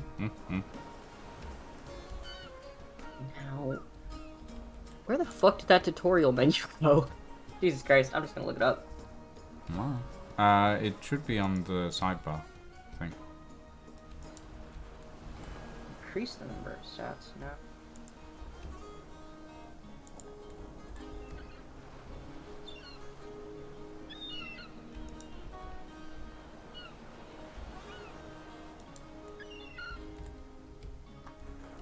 Cutscene mode.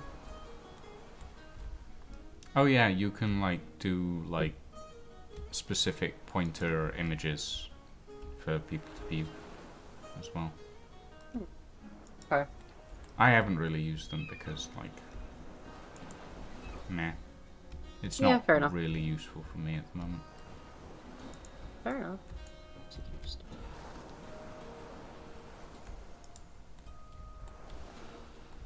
I just do this as one.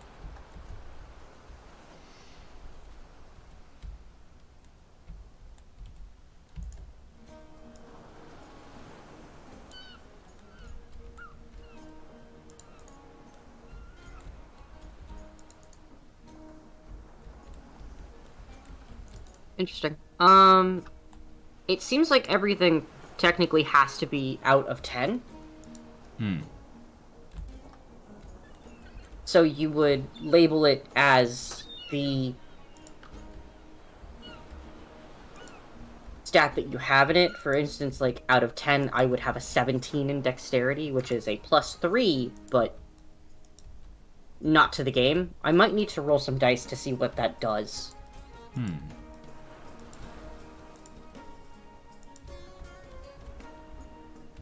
I love how there's one that's just called Stat 8. Yeah, because I haven't named it in the game menu. Yeah. Well, wisdom is a 14. I rolled fairly nicely, minus strength for this character, which is very nice. I have never actually done the roll your stuff method before. I have only ever used a standard array. Hmm. Okay. I have my stuff in the program. I am now going to click off of the menu and attempt to roll a ominous dice cloud.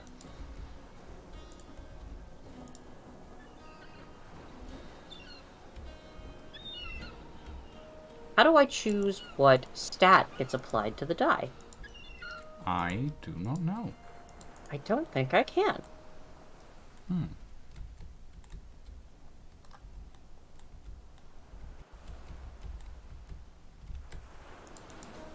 No, I don't have the option right now. It seems like the stat menu might be, limited. Hmm. If I roll another 6, it is a sign. Well, that's an upside down 6. I'll consider that a win.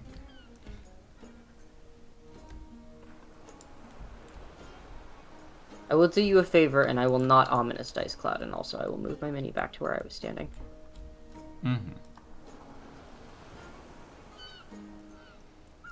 What's my favorite winter cozy meal? Ooh. I don't know, honestly. Like, there's probably quite a few that I could pick from. What's that go-to comfort food? I mean, go-to comfort food is like cheesy chips and curry sauce specifically from like the takeaway place that is just down the road from where I live, because they do like the best, personally, in my opinion. I think that counts. Yeah, I mean, I wouldn't call that a winter cozy food, though. I would call that like a general comfort food, you know? Yeah. Yeah, I guess it does. But yeah, no, like there's probably a bunch of like, I'd like pizza. Pizza's nice. Always like pizza. Hey Titan, welcome to the stream. Oh, straight Blood up? for the Blood Gods is like straight up? tomorrow. That's tomorrow, Titan. Don't worry, I got you. I got you, Titan. Oh god. I can't. Guillaume is not that kind of character. I am not a murder hobo in any capacity. You liar! You liar! I am not. I'm sorry. I offered you the opportunity to kick a priest off a cliff, and you said yes. Yeah, of course. That is violence that I am willing to commit, but I don't murder hobo. Plus, that priest is gonna end up dead one way or a fucking other if it's by my by Saren's axe or by my fucking palms. That's true. You're not wrong there. Listen. Saren's gotta roll a dexterity check around any fucking cliffs with how much booze they drank. I wanna see them hit the drink. I mean, that's why I had them roll a constitution check, just to see how badly the plum wine would affect them. We're a barbarian, it's fine. They're okay, they're fine. I'm gonna be honest, if he'd failed on the constitution check, he would have been blackout drunk for the next, like, 3 hours. Oh no, that's fun. I like that.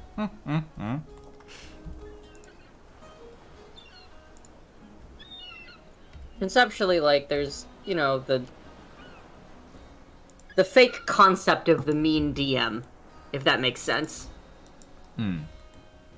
Where, as a DM, you just get to be like, yeah, no, you're drunk because you just fucking drank that shit. Why did you do that? And it's like, well, because I wanted to. I will never be that sort of DM that just goes, like, this happens to you now because you did X thing. I will always go, roll me a thing to see what happens. Let's see how and bad accept you the fucked yourself over. consequences. Yeah. Yeah. I do like watching people as they just fuck over their entire character through random actions that they really should probably not have been doing, but I let them do anyway because... Or why party, for not? that matter. And like, I will say on some level it's acceptable because it's all in the good fun of the game and then there's other parts of it where it's just like, if you do that one more time, I'm gonna be the one throwing you off a cliff.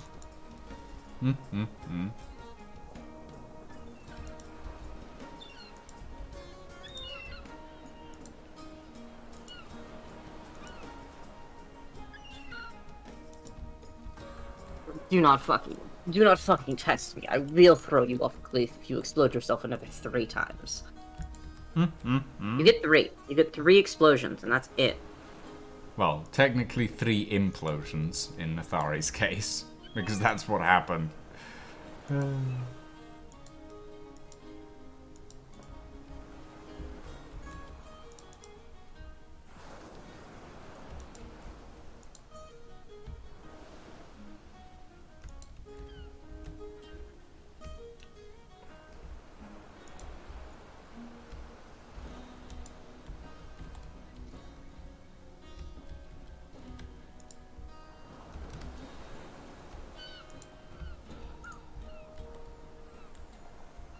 I think this beach will look nice. Look at that curve. Look at that sandy curve. Look at that sandy curve!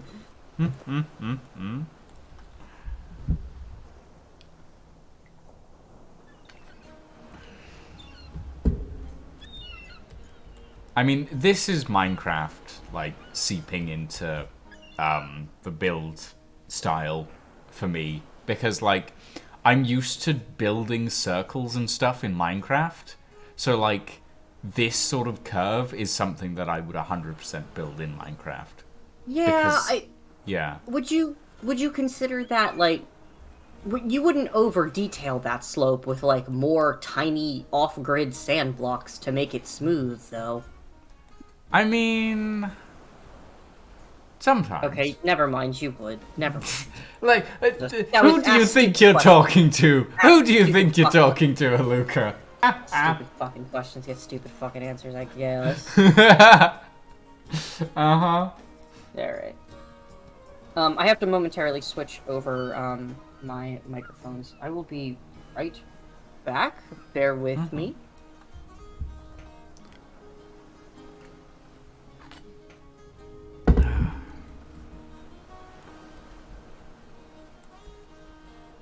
Yeah, shit, I need to make a garden as well.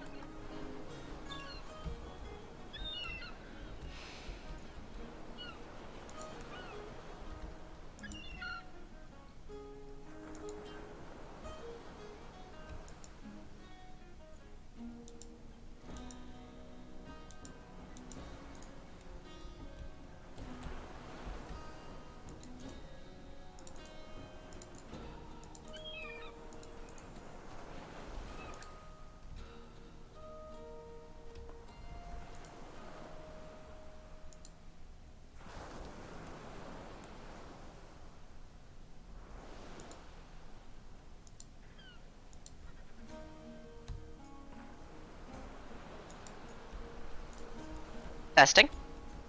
Yeah, I can hear you. I just wanted to make sure I wasn't bloodletter for the most part.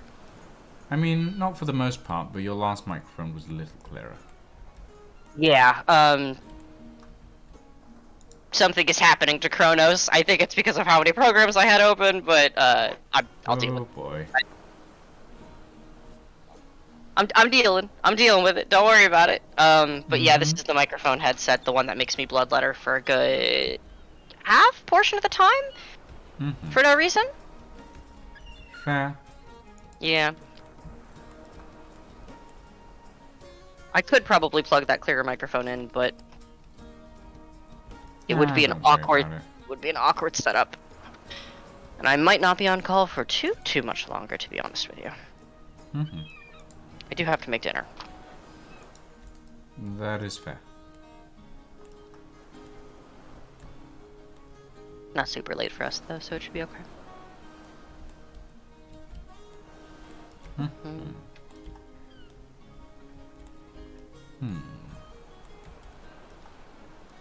I do like how this is turning out. I'm gonna have to do some more like gardening around this area, and I'm gonna have to do a bunch of stuff in this area because it's feeling really empty at the moment. I'm liking Just some general pruning. Yeah, I'm liking how the cliff's looking. I'm sort of liking how this area is looking. I might make some adjustments as well. This area looks fairly decent. Aluka! How dare you! How dare you! How rude of you! How dare you! You shouldn't be spending money on me. This is what you get for fucking telling me to stay like a dog, goddammit. I didn't I'll do what I'll do what I fucking please. Uh-huh. How rude. How rude giving me money. Go get some fucking chips. Go get some curry chips. Yeah, I suppose I should. Should probably do that. Grocery shopping and go get yourself some curry chips. Yeah, well, I can't go right now. It's like 11 o'clock at night. Yes, of that I am aware. Of that I am aware, but still. You are going to eat meal. I mean, I might as well just, like, order on thing. On... Yeah. You are going to eat meal, and you are going to go get grocery. With this money. And I have a weapon. I know you do. Even the only holiday drink is just straight up liquor. It's just that, all of it. That's the holidays, baby. I can't fucking have eggnog or anything like that, and a lot of the seasonal drinks have something that I'm genuinely like violently allergic to, which is cinnamon in it. So I don't really get to experience a lot of the foods for this season.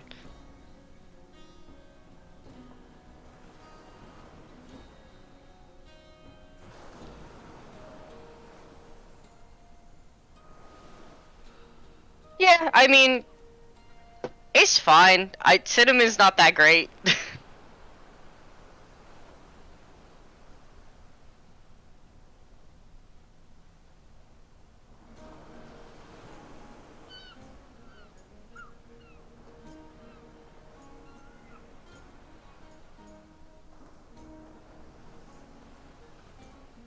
I also don't particularly like sweets, so enjoy the cocoa. A lot of things in life are simply just different on different levels. What is your favorite holiday beverage? Mine? I don't know. I don't really have a favorite, like, holiday thing at the end of the day. Entirely fair. I only have one because it's very good, and it's latkes, which are just fried little potato pancakes. No, my favorite restaurant thing is it's too late. It's closed. Oh, damn it. Well, you should still eat. No, I'll grab something from somewhere in like an hour. I might get myself one of those really, really greasy pizzas because I feel like it. That's good. Yeah. But no. Like, I don't know. Like, there are specific drinks that I can only sort of get around, like, specific holiday times of year, but I've never really had, like, a favorite, if that makes any sense. Yeah. It is rare that I make favorites of things, essentially. So, I don't know. I do not know, honestly. Ooh, there should be a tree here. There should be a tree here. There should be a tree here. And let there be tree. And let there be tree. Yes. Yeah. I need to make dinner, but I have coffee sitting next to me, and I know it's 6:30 at night. But what if I had coffee? I don't know if that's a good idea, Luca. I'm gonna be honest. I have not slept in 2 days. You have a session tomorrow. I want you to be at least mildly awake. We'll be awake. Just not conscious. I'm never conscious. Uh-huh. Oh, I worry about you sometimes. I also worry about you, asshole. Yeah, well, the feeling's mutual. Mm-hmm. That's how it is sometimes. Yeah. Hand in loving hand, I'm going to throw food at your head. Mm-hmm. My family also celebrated both Hanukkah and Christmas for quite some time, but my spouse is singularly Jewish, so we only celebrate Hanukkah now. Mm-hmm. I also don't like Christmas. I don't like Christmas. I mean, I'll be honest. Like, I don't celebrate Hanukkah because I'm not Jewish. I don't celebrate Christmas because I don't care for Christmas. I celebrate Hogswatch. Yeah, I see. Because I'm a Terry Pratchett fan, and also it's more of a New Year's thing, you know? Yeah. And like, Terry Pratchett did so many good things for like so many people, and I'm just like, I will celebrate this man, even if it's just in the little things. You know? Yeah. Terry Pratchett was an absolute legend. And I do despise the fact that people are suddenly like trying to post-mortem recruit him to the gender critical movement, and I'm just like, Yeah. have you read any of his work? Yeah. It's just like, I don't get it. But it's good that like literally anyone who ever knew him in real life was just like, are you people mad? Are you people actually mad? What is going on here? We do not understand this. Why do you think he would be on board with anything that you're saying? Yeah. It's good. I'm happy that like Terry Pratchett has such a loving legacy as well. Because like the man was an incredible writer, and just like everything that he's done has supported so many people. Sorry, I've gone off on a bit of a Terry Pratchett tangent. I love his work. It's absolutely fantastic. You're good. I'm still dealing with computer trouble, so I'm like half here. Listening. Yeah. Yeah. Don't worry. If I can't get this to work by tomorrow, I can't use TaleSpire for the session because it's a Windows specific machine. Mm-hmm. I mean, fingers crossed. Yeah. The mouse is stuck in a corner and vibrating? Oh. Have you tried unplugging it back in? I've tried a different mouse. I've tried 2 different USB slots. I've tried booting the computer into safe mode, which is what I'm doing right now.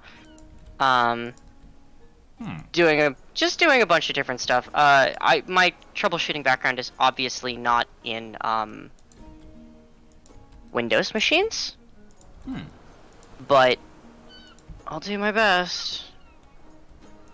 I mean, there are a few like celebrities that I will wholeheartedly support no matter what, and there aren't many. I will say that much. But the 3 that I will always like support are Sir Ian McKellen, Terry Pratchett, and Sir Patrick Stewart, because it's just like they're all such nice people. Oh, and Jeff Goldblum, actually. And Jeff Goldblum. I don't think anyone would, like, not support Jeff Goldblum, to be honest. Sorry, man. Actually, and Snoop Dogg as well. Yeah. Yeah.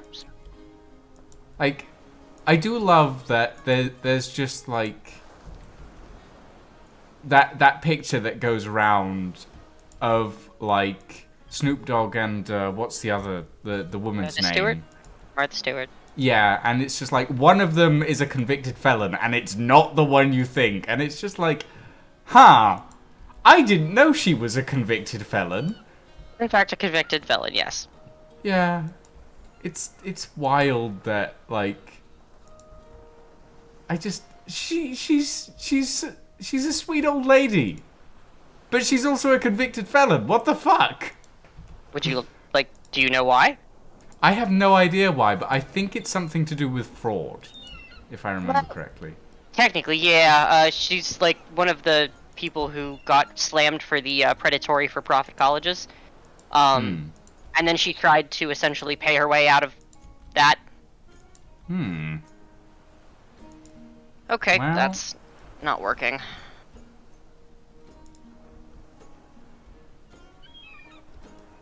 But yeah. Like, I hesitate to say that I will be on the side of many celebrities, because, like, celebrities occupy a position of, like, idealism that I don't particularly like, if you will. But certain celebrities use that position well to, like, advance some really good causes. So I don't mind it as much with, like, certain celebrities. And, like, Sirian McKellen and Terry Pratchett, Patrick Stewart, Jeff Goldblum, like, those sorts of people, I think, while I'm not going to say that they deserve the, like, celebrity status, I feel like they use that celebrity status wisely. And, like, as long as you're using the celebrity status properly, I don't feel like I can fault you for being a celebrity, you know? Yeah. I don't tend to... A lot of celebrity culture does not enthrall me. No, I agree. Yeah, so... I don't have a strong connection to a lot of it. Mm-hmm. No, that makes sense. Kind of generally trying to think of, like, celebrities that I'm like, wow, I am in love with you, and the only two that I can think of is Lil Nas X and Orville Peck. I mean, Lil Nas X has been using his, like, celebrity status so well, and the music videos are so good. Yeah. Like, the production value of every single one of them is just so rampantly homosexual, and I love it. Absolutely love it. I think it's absolutely fucking hysterical that he released... I can't remember what music video is actually in the prison, but he released a version of it where the, like, crotches were not blurred out, but that's just what the title said. And in the description it was like, more ad revenue, baby. Fucking good. Fucking good. Oh. But yeah, it's like... There are some really good, like, people in, like, doing, like, being celebrities. And, like, there's always going to be those people that use it for their own advantages, unfortunately. But I feel like we're seeing a lot less of those these days, as, like, the millennial and, like, younger generations in general just get into, like, being celebrities. We see a lot less of the really horrible celebrities and a lot more of the celebrities trying to do a decent, like trying to be a decent representation for, like, the rest of the world and the younger generations, which I think is really good.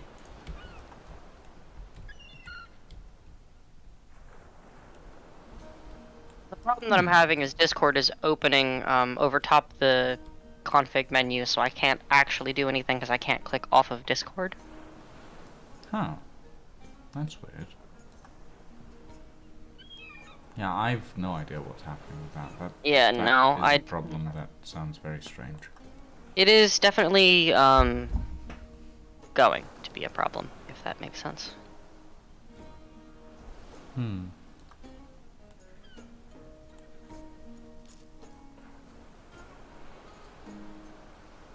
See if safe mode does anything, if I can get it to enter safe mode.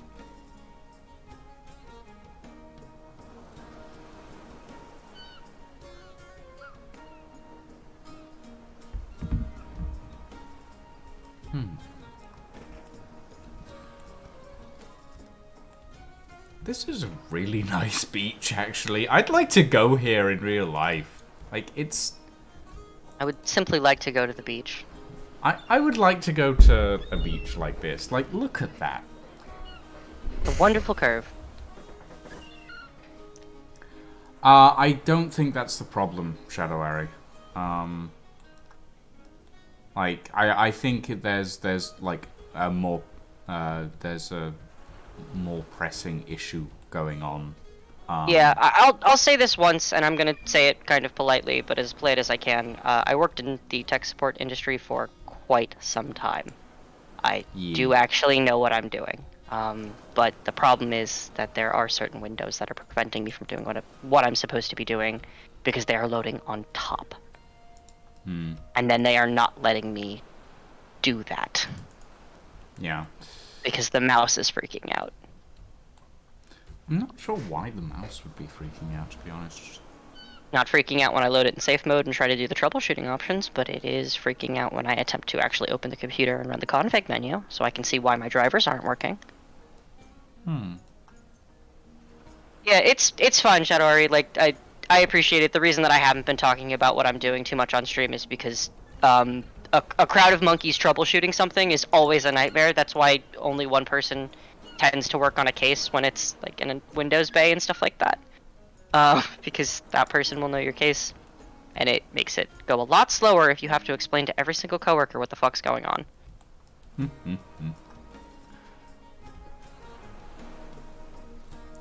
I think this island is coming together quite nicely. There's a couple of little coves, there's some nice little cliffs. I think I might make like a shallow beach around this side, and it'll sort of meet up here. Have like a little... Yeah, I'm going to be working on this even more before the session tomorrow, but like... I'm really happy with how the terrain is looking at this point. I'm very happy indeed. Looks quite nice. Obviously, I'm not going to leave the cliff just floating there, but... No. You could. It's magic. I could. But yeah, no. Once, like, you guys are probably going to be on this island for a little longer before, like, you leave. There'll probably be a few more things to do before everything is over and done with.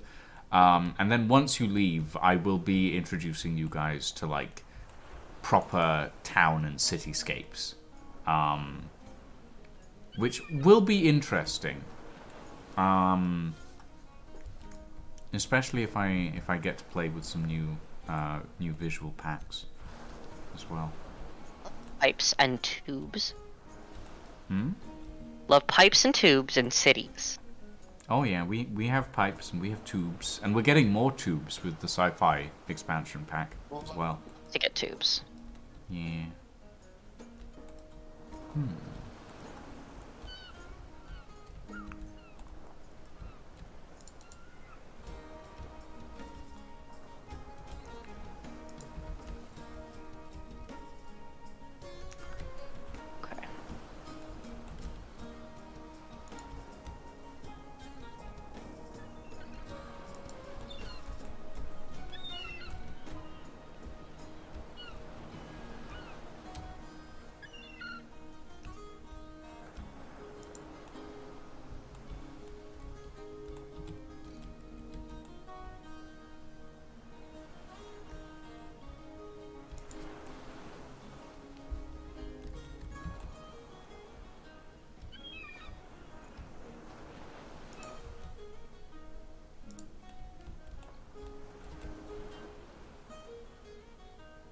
I'm going to need secondary computer to actually see if I can get this to work again. I've, verified everything that I currently can, so.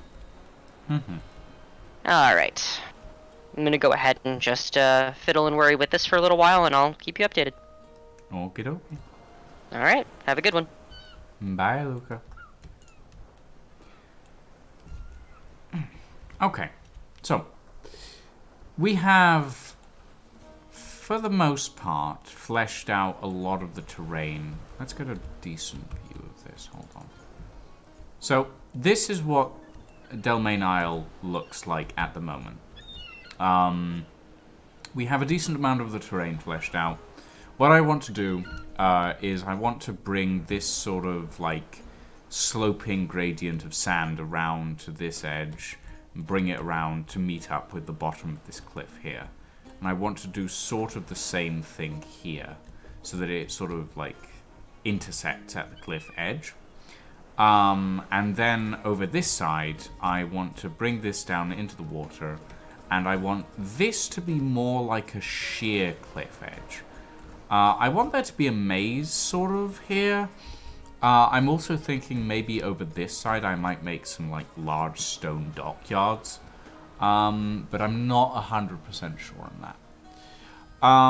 One of the things that I do want to work on a little bit more are the gardens, because there's a lot of empty space here that I'm not particularly happy with at the moment.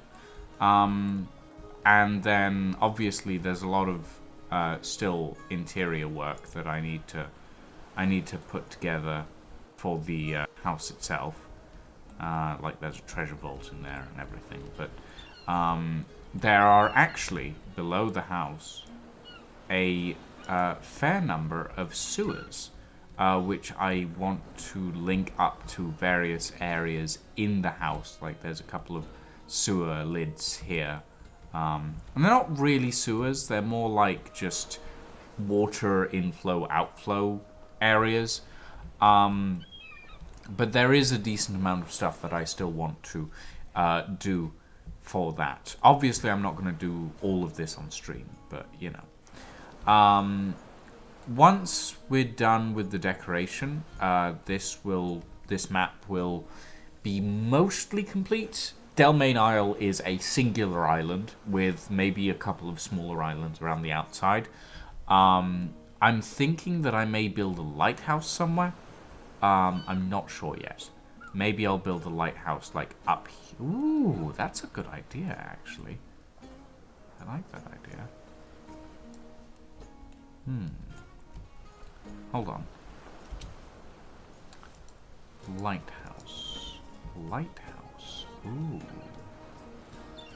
Give me dungeon.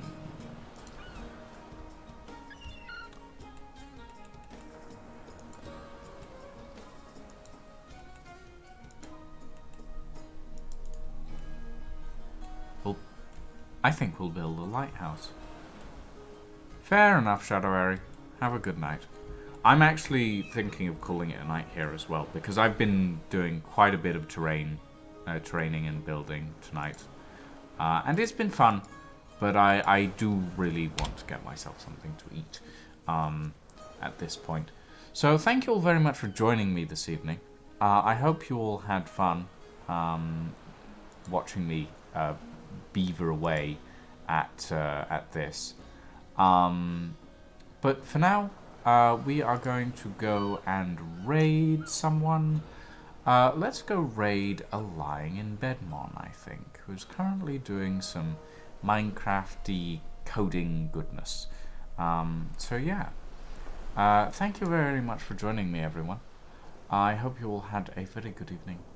And we'll be back tomorrow with the session 1 of the Shadows of Sorcery campaign with TB Sliver. No, wait. TB Sliver is after that. With Sarantal, Pinky Rose, Flufflebee, Aluka Karan, and Edited. And yeah, we will be doing stuff and things. Thank you all very much for joining us this evening. I do hope I shall see you all tomorrow. And as for now, have a very good evening, everyone, and a very good night.